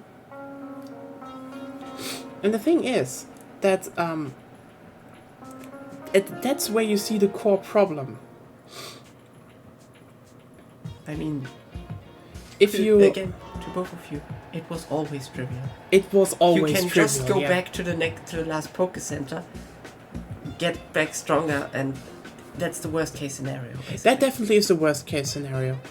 I think that's just the thing, that you don't have this. I commit for the rest of the road now or and not? The only thing technically hard, especially in Red and Blue, was that you didn't have necessarily a Pokemon counter type in the beginning. That's the thing. They were really trivial games without using level grinding. I mean, you could. That's just, you go back and just abuse the Pokemon Center. That's actually no, that's level grinding. No, I did make it on my first playthrough through the thing I'm thinking of mostly is Mount Moon without problems. But then the thing is, again, depends on your starter. It really. If you have Charmander, you're fucked. Yeah, but that's not hard. That's just you made a bad choice. Yeah, then stop talking over me. Yeah. No, tone down. No, don't talk over me, and I'm silent. That's basically just you didn't know which Pokemon would you be able to catch, unless you watched the anime. Then you probably could have. Yeah. But basically, the thing is that, I want to read chat for once. Stop gesticulating. Yeah, just better. Okay. I don't even remember what I said. The thing is that they were trivial, and you could just go through Mount Moon with, if you have Squirtle, you win. You go through Mount Moon, and that's that. Yeah, but then again, level grinding isn't harder; it's tedious. It's really just tedious. You only have Pikachu. True. That's the thing, a lot of stuff in the old games were just tedious. And the problem with the newer games is that yeah, the thing is, you have all the, you have all the design aspects of, having a really good game. But the problem is, they never really get worked on. Because the main problem is, these games are supposed to come out at a set date, because then that's where the next generation is supposed to release. And the next generation means new manga, new anime, new Pokemon cards. There's so much. Like, the games are just to say a new generation is now. They're basically just there as a formality. And that's a problem. Not really. It was basically balanced against Pikachu, if you would hack one in there. Yeah, but the Pikachu thing was basically, Because first arena fight, rock Pokemon with shit attacks, but still rock Pokemon. yeah. And then you go to the mountain with Zubats and more rock Pokemon. It's pretty much the worst you can have for Pikachu. Yeah, the thing is about Pikachu, they didn't expect the thing to be this popular. Like, you need to keep in mind, Pikachu became really popular only with the anime that came afterwards. Yeah. It was a round red thingy that has a low chance of appearing. Poliwhirl was to be meant the best. Yeah. They thought Poliwhirl was it. And to be fair, it's a lot cuter. That's the thing. Okay, that's the thing. You need to keep in mind, the thing why Pikachu became the mascot and not Poliwhirl was, they made Poliwhirl because they thought like, it's a cute little thing and people would like it. True, it was also back then designed to look cute. Pikachu was a fat rat. Clefairy, as I recall. I think there were a bunch of them, but again, Pikachu wasn't it. Pikachu wasn't even designed to be that cute. The thing why it became Pikachu was again, someone on the anime design team liked Pikachu, liked the gag that, the main character gets zapped by Pikachu, also they don't get the starter. That's the thing. Ash not getting a starter but like a shitty electric Pokemon. And keep in mind, Pikachu being the starter for Ash is a joke. Okay? Remember what Gary got as a starter? Remember? You remember all what Gary got, right? You also remember what Gary got. Actually, I don't. Was it Charmander? Or was it Evoli? I think it was... What? Now you're fucking making me second guess because I was the Let's Go Eevee. No, Eevee became more popular later, actually. I think I don't remember what he got in the anime. It was a Charmander as far as I thought. No, it got Squirtle! Right, Yeah. It was like... Yeah, it was like... No, it was like... You know why? You know what? You know why, Zep? Here's the thing. Squirtle is the best... Yeah, Squirtle is the best Pokemon to get through the early, gyms. Technically, it's Bisasam? Technically, but like Squirtle is the best one overall. Yeah. Basically, the rival got the best starter to play through the game, and Ash got fuck all. He didn't even get a starter. The joke was Ash got the shittiest Pokemon to start with. That was a joke. Ash getting the shittiest Pokemon to what people assume to start with, because again, he runs into with an electric rat into insects and a stone gym. The electric rat that refuses to evolve. Yes, that's the thing. People forget that Pikachu being the main the main Pokemon in the anime was a joke. It's an inside joke if you know the game. And then obviously, they made Pikachu look a bit cuter. Especially because the original design was just kind of shitty to animate. Yeah. And this is why Pikachu became so popular and redesigned. It was especially funny if you knew how stats worked back in the game. Because first gen, besides Buggy, worked pretty differently. Mm-hmm. Like, for example, how's it called? Electek? The I think that's. humanoid electric Pokemon? I think it's called Electek in English as well. Yeah. I need to look it up before I say something wrong.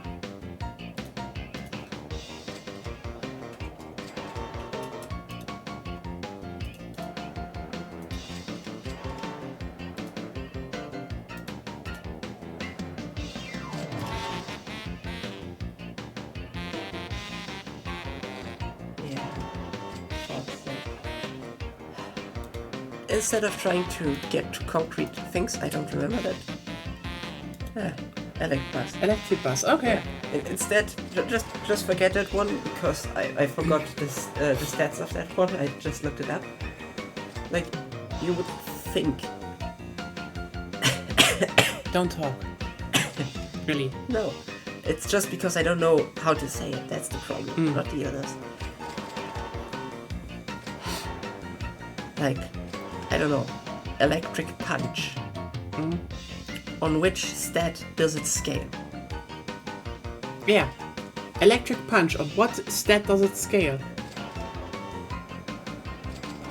Your attack or special attack?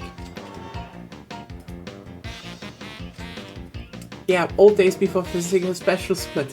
Yes. So Every type had a fixed thing on which their attacks scaled. it was special. Yes, a punch that scales on special. So you know. Yeah, special, I know.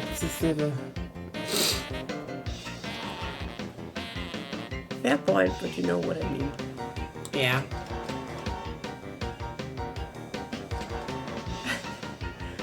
But good on you that you noticed.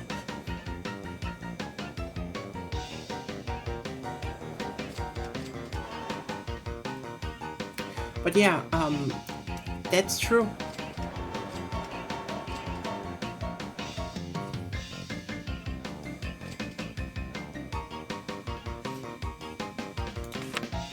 Oh, I can build city stations now. Let's overhaul our shit.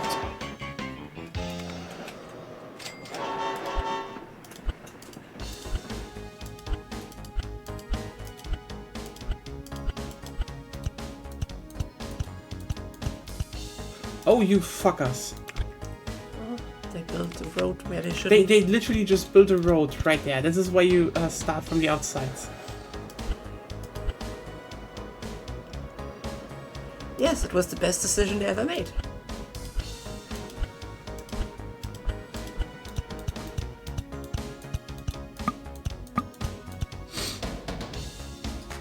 Yeah, but that just also shows you how bad. Not planned, at least. A lot of things were. Yeah. Because Pokemon back then was just a thing they thought would make them money. How much they didn't know.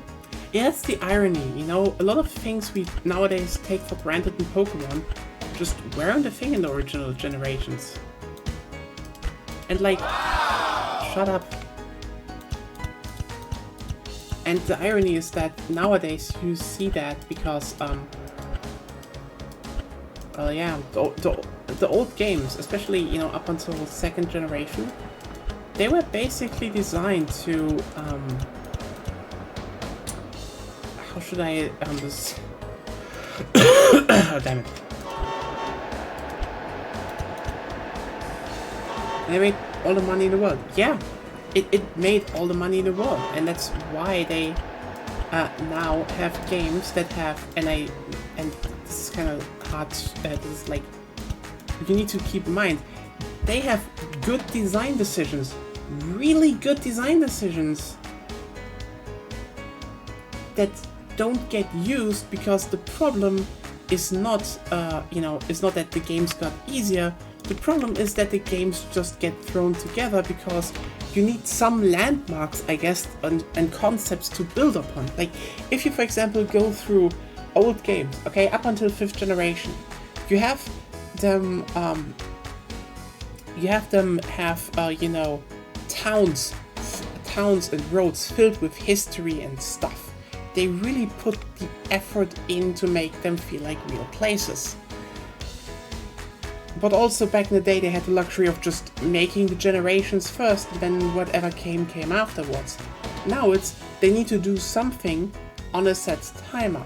So everything just becomes more like Sun and Moon was good, but they also just lacked. Comparatively, it lacked, but yes, it was really good. It had good vibes, I'd say. The vibes but they like, nailed. but like also but also there was just then stuff like, oh, here were people from the Yoto region, and depending on how much you cared for clothing, you even had resource string. That's actually true, yeah.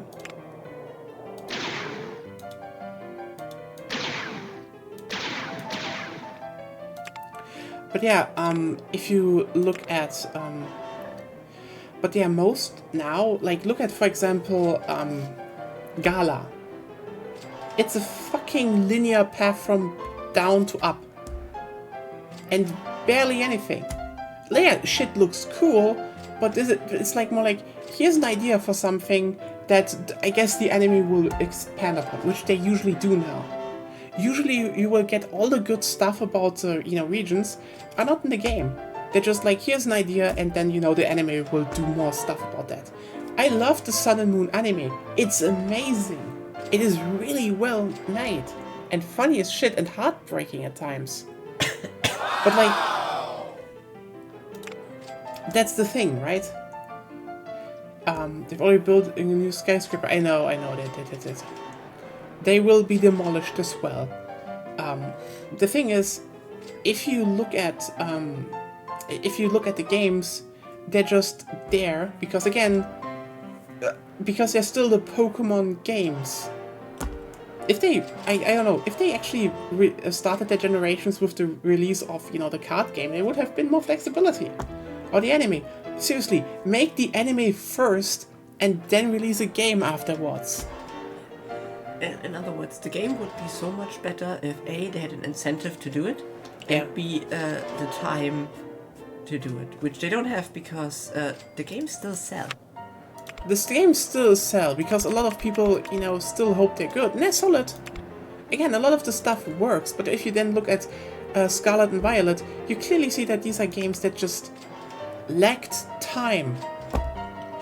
Lacked time to do all the stuff that a game needs. And that's the problem. To make a good Pokemon game, be it with roots or with an open world, you would need years. You would need to have a team that works on it for at least 4 years or so nowadays. If you don't have a team, that already is able to work on a lot of stuff like that. Simply due to the fact that it is, it needs writing. It needs more writing. It needs more design. It needs more testing. It just needs more. And the new formula they do right now with the open world seems to be more about, well, I'm gonna be very cynical here, but they can just slap regions together easier now. Way fucking easier, actually. Way fucking easier. They don't need to fill them. They don't need to design routes. They don't need to design if there are Pokemon battles somewhere. They don't need to test it. It's just, you do you.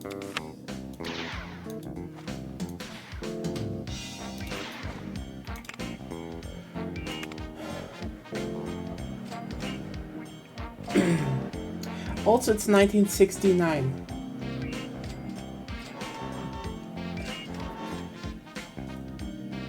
Honestly, Art Choice was fun, yeah. Maybe there are still have problems, but yeah, it was good. Yeah, I'm gonna see what the next generation is, because it will still be fun if I play it against you again. Yeah. But yeah. I didn't like that they wanted me to catch Pokemon of specific sizes. I hated that. That was stupid, yeah. That was really stupid. There wasn't like a better way to do that. And they changed how some status Afflictions worked. Which was only done because it's single player, which is like, okay, why do you change it even it worked before? There's no reason to change it again.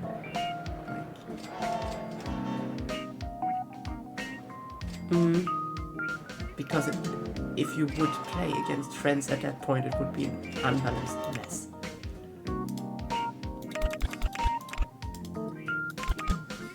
So now you can build a big airport. Yes. Oh, fuck you. Cake trees. Look at all those shiny trees. You like me. You like me. Anyway, airport. Large airport. And 1 second. So I'm going to do what is called a pro gamer move. You send bomb threats to unrelated woman. I guess.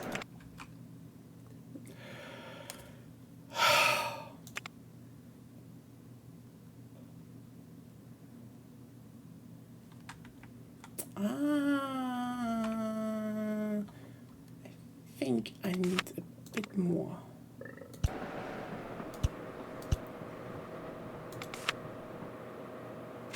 There we go. And now it is also part of my main station. So that's your non-bomb related pro gamer move. Can you maybe not, like... I think that's what they mostly wear, weren't they? Yeah, it was... Yeah, where's music? I don't hear it anyway, but still, where's the music?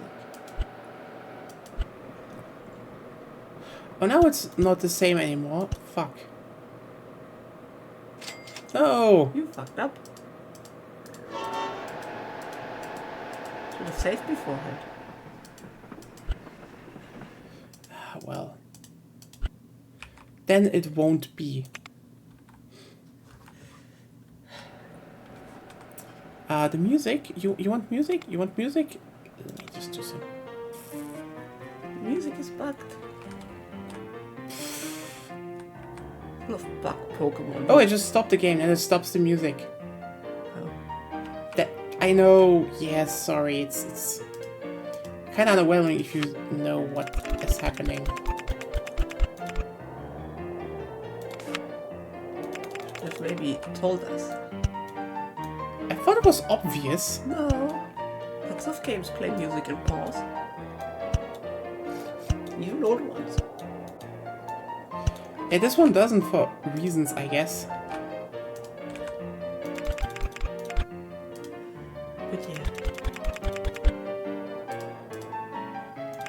But good on you. You attempted the pro gamer move, involving an airport, and nobody got hurt. That sounds wrong again. That's because I used the word pro gamer move and you used that first.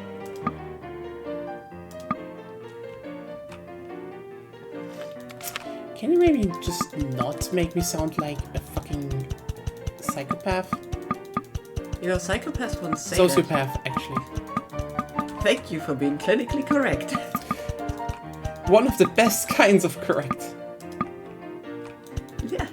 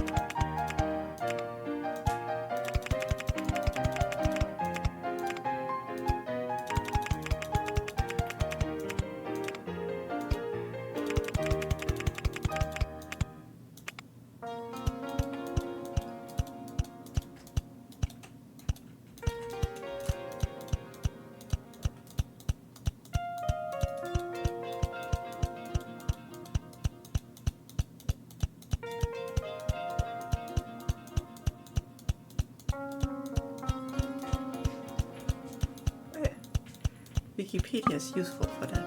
You're astoundingly silent when I'm not forcing you to talk. I'm currently building shit. Both.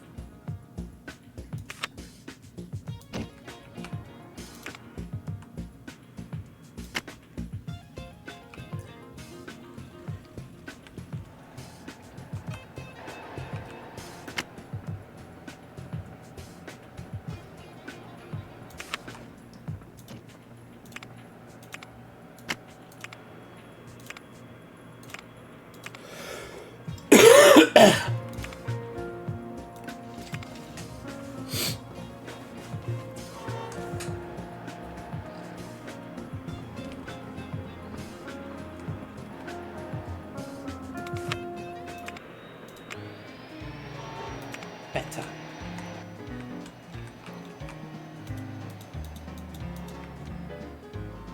Need to shit talk you, but don't. Look, look, look, look. I have built gigantic foundation. For stuff.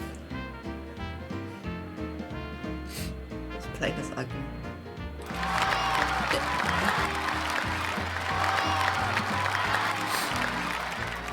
I mean, it's a 747, which... Wasn't it a Boeing?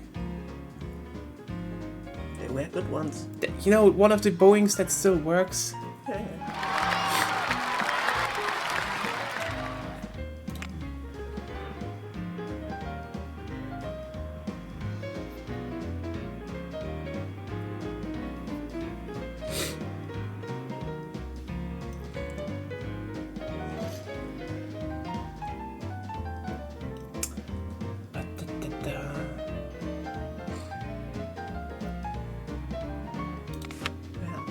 Especially since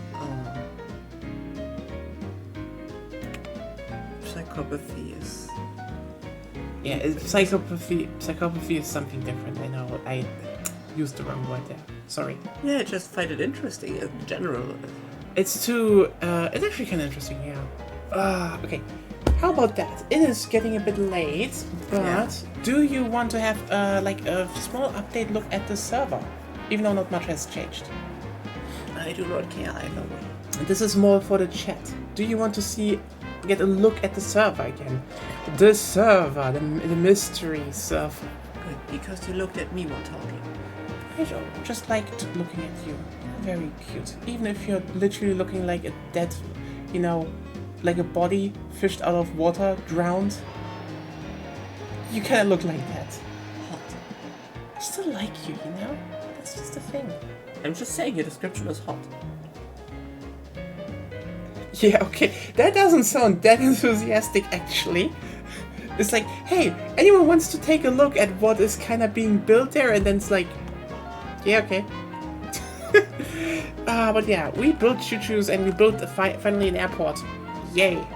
And also, Temperance is like the town that has oil products, that has burgers, that has beer.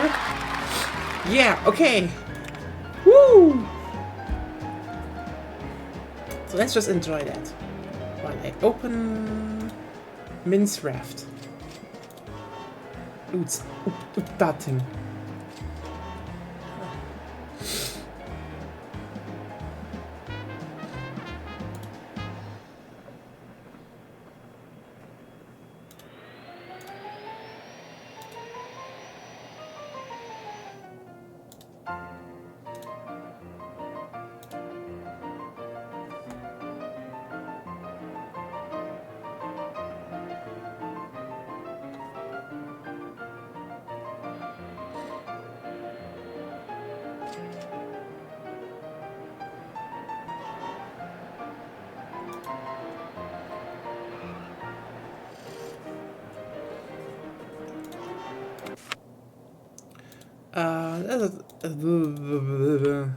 Wait, I can't say what? No, the saving didn't work. Anyway, so yeah, everyone, stay here. We will be right back. Yeah, okay. Oh, nice, Chief Executive. Gnocchi Company has made it. Your head has finally rolled. I think it said head executive, not be head executive.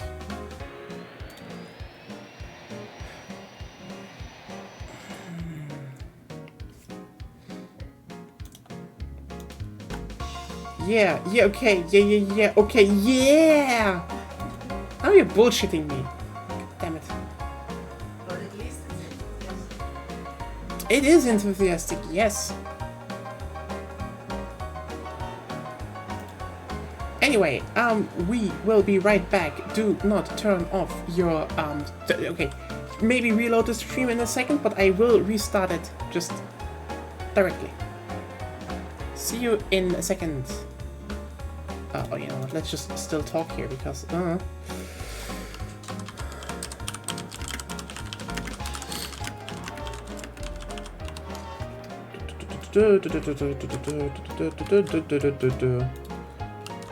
because I can, oh yeah, I'm doing it like this. That's better. So yeah, in a second I will be back. Don't leave. Maybe reload, but don't leave. Don't leave.